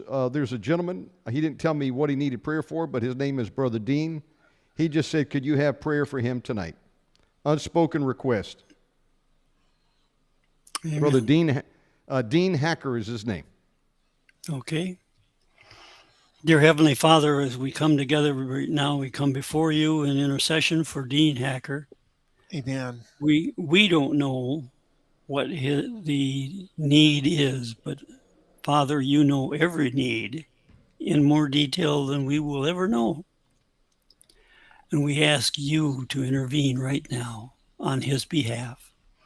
If he needs salvation, we ask, Lord, that you draw him into your kingdom. If he needs assistance or healing, we ask, Lord, for that. Whatever the need is, dear Heavenly Father, and we trust in you and we rejoice in you, for you are the Almighty, the only living God. Amen. In Jesus' name we pray. Amen. Gentlemen, love you both. God bless you, and we'll see you again next week unless the Lord takes us first. Amen. Lord Amen. bless you and thank you so much. Thank you, Thank guys. you for having us. Thank you. Folks, Tom Baird and Tom Mack, we'll have this up in the archive.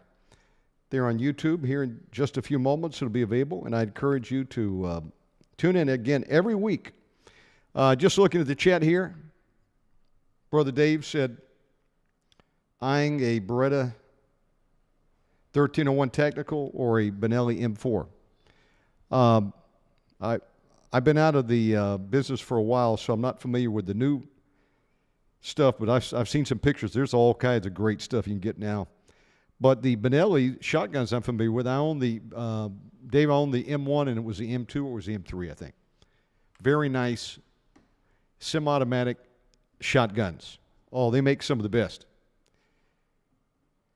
Really nice. Love those. So, yeah, you can't go wrong with a Benelli. Of course, if you could only have one firearm, I would say, get a 12 gauge. Double-aught buck. That's all you need. Just point and shoot, and it's over with for any home invasion. Yeah. And you can get a 12 gauge, Mossberg, 500 series, 590. Remington, what was it? Was that the 570? Remington and Mossberg, great.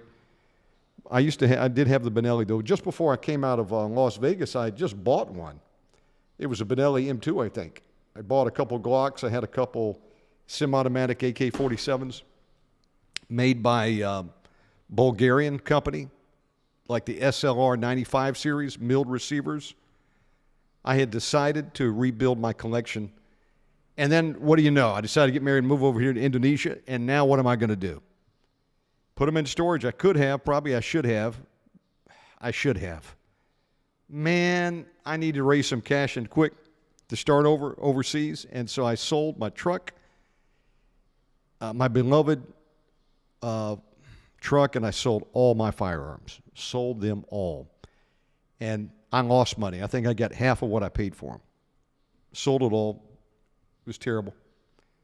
I went back, though, 2 years ago to America. I've only been back one time in 10 years, and I went into my storage, and lo and behold, I forgot I kept a few things. Not much, though. A couple 22 Ruger 22 stainless rifles. Those are always fun. An unfired 357 Magnum, and a few other things. Not much. Yeah, my entire arsenal I sold off. Oh, yeah, I used to have dozens of guns. Being a gun dealer, had 1 million rounds of ammo, sold it all off. In fact, in the early days of OMEGAMAN, that's how we stayed alive. I just went into my storage unit when I came back from Costa Rica, and I began to sell things.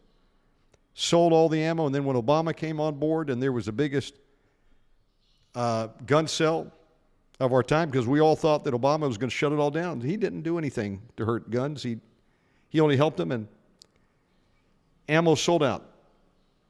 I was actually going up to a local gun store and just selling my ammo, and it got down to where I had big 5-gallon buckets of just loose ammo, and they were buying that up. And we were literally counting it by the round, and then I would go up and sell it. Yep, sold all my ammo. Yeah, I missed that. Now that I live outside America, all I can own is a butter knife. And that's why I have 2 sticks. And I'm learning Eskrima. And those things hurt if you get hit in the head. I think I hit my finger about a week ago, and it's still sore. Oh, my goodness. So you got to learn to improvise. SPOS, I'm glad you mentioned that. I always forgot about that. Yeah, I actually had the SPOS 12, Dave. That was an exotic gun I'd seen in one of those movies, like, I don't know what it was. One of those Arnold Schwarzenegger movies. I had the SPOS 12 because it had this weird stock that had a hook on it. Hook around your shoulder. When I was a gun dealer, I was standard FFL, which means any type of normal semi-automatic firearm. But then I had a Class 3 license, which is for, I think it was the NFA weapons. Never used it, though, but I could have sold machine guns. Those are just too expensive, as I think I mentioned that before. Just a starting full auto gun would have cost you $5,000, and, you know, get more and more expensive every year because there's not any new ones being made for the civilian market after 1986. You can thank Ronald Reagan for that. He banned them. Private ownership of full auto weapons. It's called pre-86. So that is, these are guns that are made 40 years ago. But if you could get a hold of an Uzi, that would be a nice gun. Didn't matter when it was made. Those were awesome. I had a semi-automatic Uzi. But we had every semi-automatic version of the Mack 10, M11 9mm, the DC-9. I had a lot of SKSs I would buy, anything World War II, and then all the, you know, the new manufacturer stuff.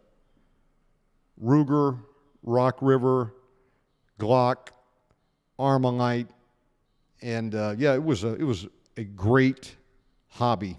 Didn't make any money. I lost money having a gun store. You got to be on Gun Broker and have a good supply of used guns to make any money in that market, because there's not much markup you can get on them.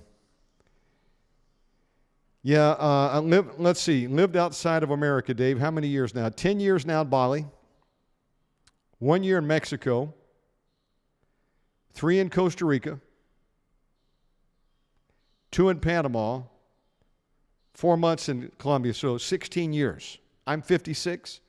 Yeah, I've basically lived over a quarter of my life outside of America. And it's difficult because when we had children here and I got them their American citizenship and I had to apply for that, I had to go back and actually list everywhere I've lived since birth. That was tough. I did the best I could. Oh my goodness, because we moved all around creation, even before I started going outside the country. Oh my goodness, it was a nightmare. And I photocopied that because I knew I'd have to do it again. Yeah, it's bad. Glock 19, yeah, I still have, I've got a Glock 19 still sitting in Costa Rica where I left it, and a 357 Magnum. I haven't been back to Costa Rica since 2012, Dave. So what are we looking at? Almost 15 years, and I hope they're still there. I left them with a friend because I own them, and when I left, I didn't want to sell them. I didn't know if I'd be back or not, so I still have a Glock 19 over there. I'll probably never see it again, and the 357 Magnum. Scandium, hammerless that you could carry in the pocket. And here in Indonesia, forget about it. Literally all you can get a permit for is a pellet gun. And that's not an easy process. I've got a friend who's got one. And he had to get the military to help him. A pellet gun, shoot birds with. You're not allowed to shoot birds, actually. So target practice, I guess, is what they have. That's why, I said, I'm going to have to go Okinawan style, find some farming weapons. Can't find a pitchfork down here. I thought that'd be easy. All you need is a pitchfork to stop a burglar, because they have people down here who will kill you from Java. And one guy told me, he said, look, if there's Javanese that break in, they don't want to be caught, so they will fight to the death, because if the Balinese get a hold of them, it's over with. I mean, I don't have any problem from the local Balinese, but there are other militant parts of the country that will come in here for work, and they may decide to vandalize. There was a foreigner that was recently chopped up with a samurai sword.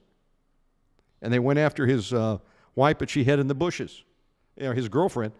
Yeah, they got him with a Japanese samurai sword. Now, you can't own a samurai sword down here. To get a machete, you got to be a farmer. And I went down the list of what can I have down here for protection, and it came down to 2 pairs of sticks.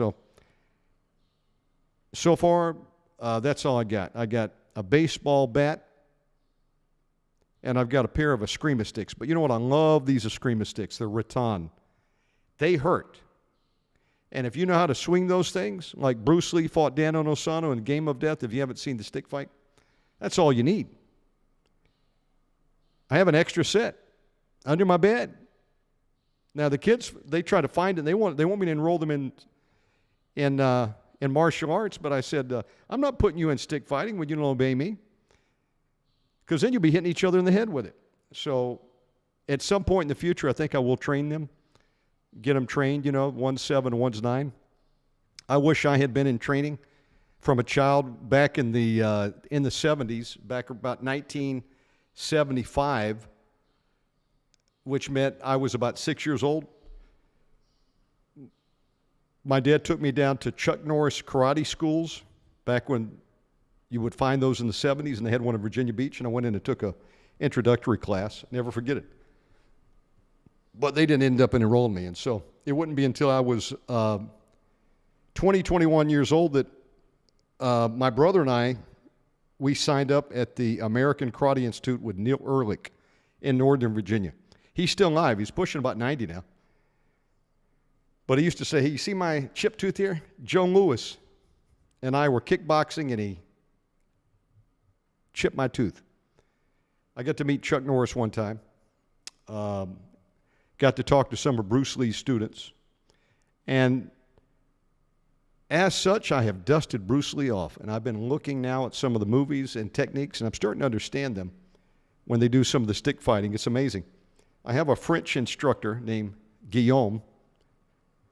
Happened to be here in Bali. He's about the only guy around, and he's very good.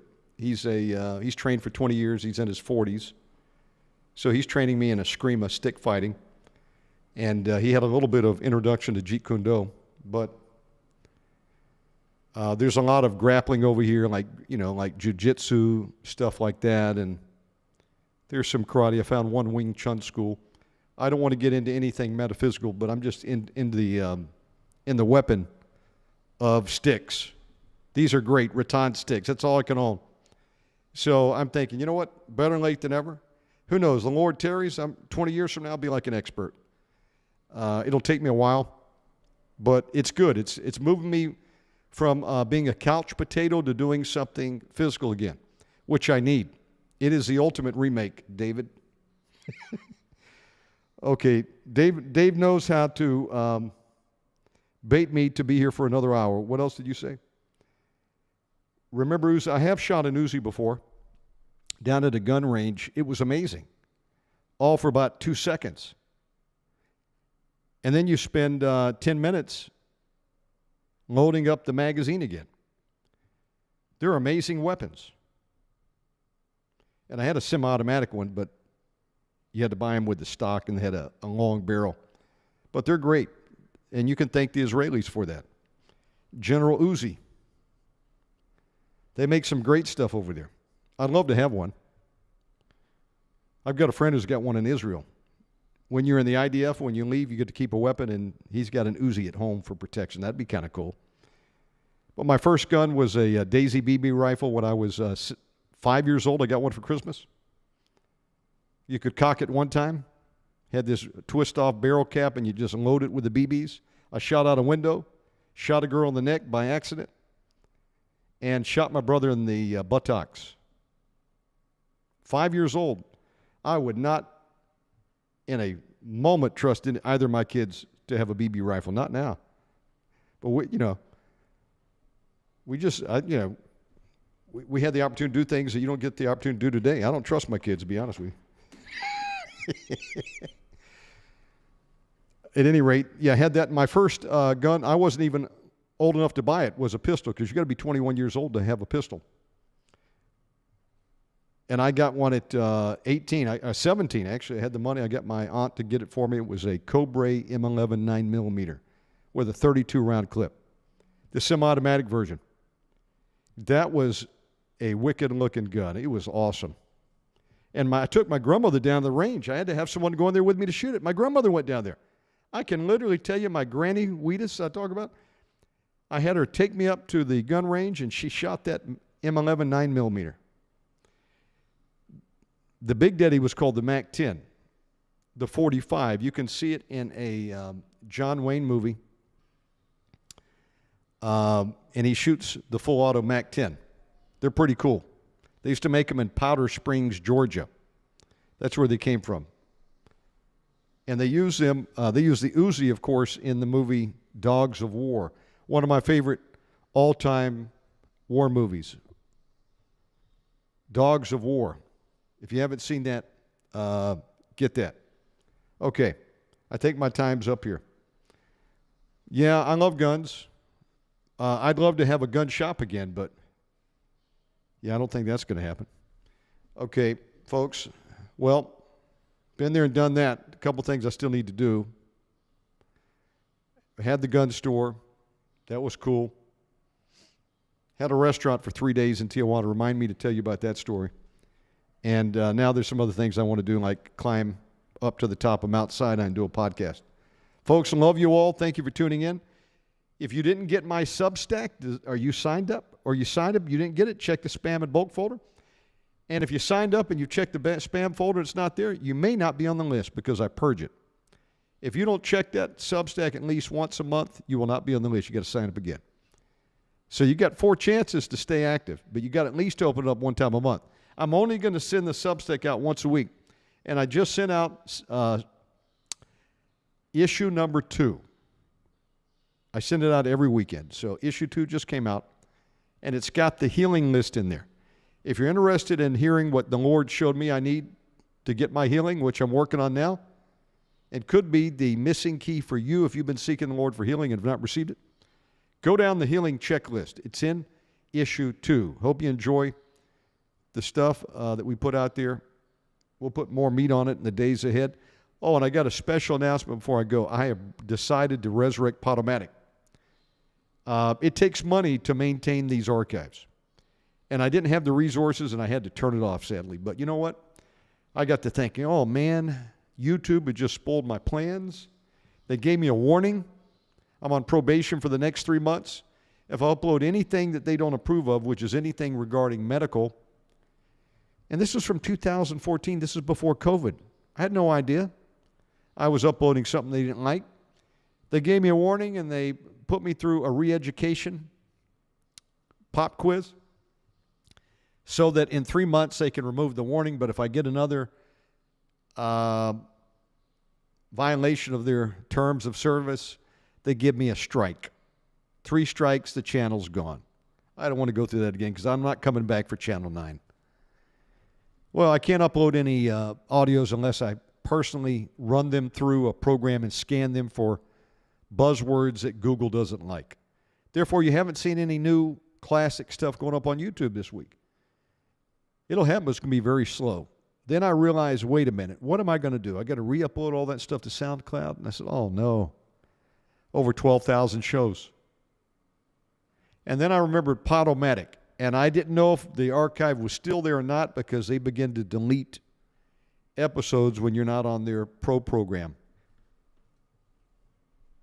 Because I have, right now, 11,900 and change up there. And it was still there.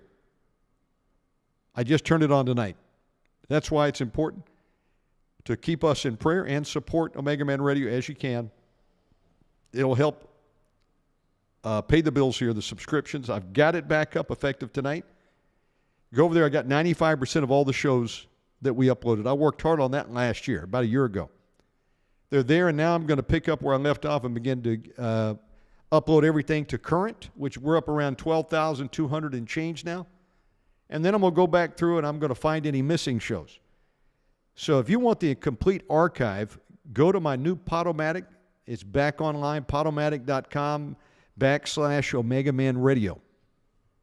I'll put a fresh link up on my webpage, and it'll be in the next Substack. I'm not going to send you another Substack until next Sunday. ShannonRayDavis.substack.com. Yeah, thanks, Mike. Thanks, Dave. Mel Novak Warfare Prayer. Okay. I'll do a search on my hard drives and find it, and we'll put that up. That's a good idea. Okay, it'll be in the next Substack. How about that? God bless you all in Jesus' name. Thank you for tuning in. Website, OmegaManRadio.com. And we'll see you again tomorrow. We'll be back tomorrow. Check out the schedule. We've got some new guests coming on. I booked 3 new guests. I've got some guests we haven't had on in a long time, rebooked. It's going to be great. Okay, thank you all for tuning in. Have a great day.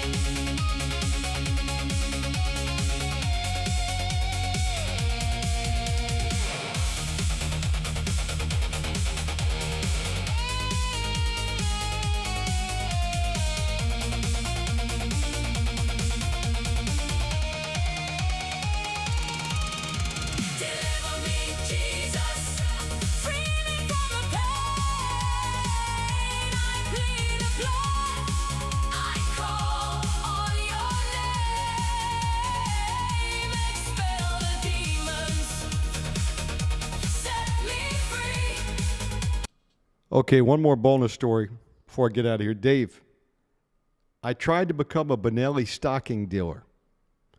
And I contacted Benelli. This was back when I had Omega Man Weaponry, which I shut down in 2008. Headed there for about 4 years. I said, I would like to become a stocking Benelli dealer. And there, of course, been a minimum order of about 20,000. Not a problem for me, but they said no. I said, no, why no? Because there's already a guy up there in Gainesville, Georgia, who stocks Benelli. So what? Hey, competition's good. Nope. We only allow like 1 per city. So they turned me down, and I was so pissed off. I said, I'll tell you what I'll do then. I'll stock used Benelli. Hung up the phone. And that's what I did. I had like old stock, if you will, that I would have to buy in Gunbroker. Only place I could get it. And then I had a couple of the Benelli. I had a couple samples of the Benellis up there. We were a Beretta stocking dealer. Beretta makes nice guns. I love the Ruger Target pistols. I've got one of those or two. The long barrel, the bull barrels, the stainless steel barrels. Those are great.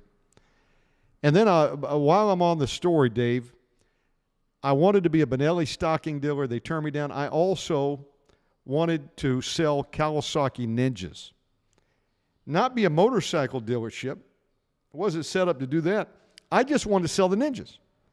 I contacted Kawasaki and I said, hey, look, you make this 250cc Kawasaki Ninja. They retail for about $4,000. I said, look, I'll buy 10 of them. I want to sell those up here in Gainesville. They thought I was crazy. No, you can't just buy the Ninja. You got to be buying all the other inventory, and you got to be like a certified dealer. I said, why can't I just buy your Ninjas? Tell me what the minimum order is. They wouldn't sell it to me. So my goal was to sell black guns and Ninja motorcycles. They wouldn't do it. I was pissed off. I was. Don't make me angry, though, because I might start selling used stock. But no, unfortunately, my dream did not come true. We didn't get Benellis in there. Okay, that's my last gun story. But I do have some Bruce Lee stories to tell, and I just reconnected with a guy that I knew back in '92 when I used to be the world's greatest Bruce Lee fan. His name is Paul Bax, and he's like a Bruce Lee history nut, wrote a couple books on him, and we're going to get Paul Bax on the program and talk all things Bruce Lee. Exchange some old stories. Okay, folks, God bless you. I wish Bruce Lee made it to heaven. I don't think he did. He didn't believe in God or Jesus. But he had a friend that was about ready to take him to church, Leo Fong. Look him up.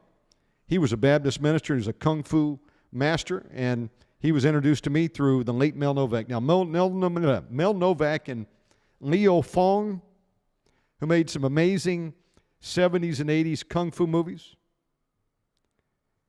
In fact, there's one. It was crazy. He hit a guy in the head and smashed his head like a watermelon. I mean, it's crazy. Yeah. He's the closest I knew to a real ninja, Leo Fong. The problem, Dave, with the bigger CC ninjas is Mega Man's only 5'5". Those things are just too tall for me. The 250 was the only thing I could comfortably sit on, but I will tell you, it was underpowered because I bought two of them, gave one to my brother.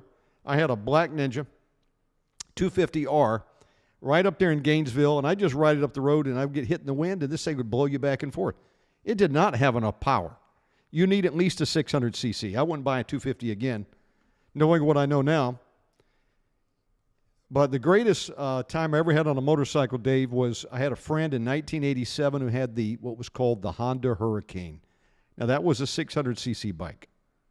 That thing was so heavy, I could hardly hold it up. But once you got on it and went down the road, I had never felt an adrenaline rush like on that bike. It was a beautiful specimen of the super bikes when they first came out, about 87. Honda Hurricane, beautiful bike. My friend let me drive it around, and then I lost control of it and dropped it right on the gravel driveway of my granddad's parsonage and cracked the fairing. My friend was so sad, and I had to pay back the damage that I did to that. I said, why don't you just sell it to me now that it's cracked? At any rate, that was my dream. I wanted to buy one of those, but didn't have the money to do it.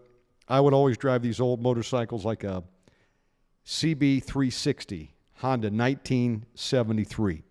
I had a couple of those and had bought one, and a guy restored it for me. It was beautiful. And I actually took that thing out on the back of a truck in '94 and drove from Alexandria, Virginia. I'd taken a leave of absence in '94 to drive west to find a job in Los Angeles so I could go out there and train at Bruce Lee's martial arts school, Inosano Academy. This was 94. If I could have found a job, my goal was just to go out there and learn Jeet Kune Do. I should really save this story for Paul Bax. I think I should. Yep, that's all I'm going to tell you tonight. I will share the story of how that motorcycle made it all the way out to California and made it all the way back to Georgia. And then I drove it 640 miles from Georgia up to Northern Virginia, Alexandria. Got my job back, of course. Finished out there 2 years later. And I drove for 2 days in the rain without proper gear. And I wore one of those big black Glad trash bags as a poncho. And I just got the far lane in case I needed to go over into the emergency lane. I was right there, and I just rode the strip. 640 miles. Beat me up like a dog. That was hard. The motorcycle was not tuned up.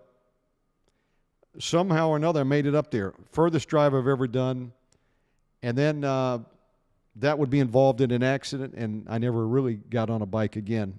Not that I wouldn't, but just too dangerous. Too dangerous for the Omega Man. Down here in Bali, you got to be expert. And they drive on the wrong side of the road. So a world of motorcycles, sea of them around me, I don't even get on them. To heck with that. Just give me a sports car if I had my druthers. But yeah, love that. My uncle, though, was a daredevil, and I've got footage of my Uncle Tony who could do like a Evel Knievel type of stunt. He would get a BSA motorcycle up to speed, and then he would hang off the side, or actually he would get up and stand on the seat and hold his hands out and ride that thing. He could actually balance the motorcycle while he was standing, like surfing. He would surf a motorcycle. I kid you not. So it's in the blood somewhere. Okay, that's my last story. I'm getting out of here now.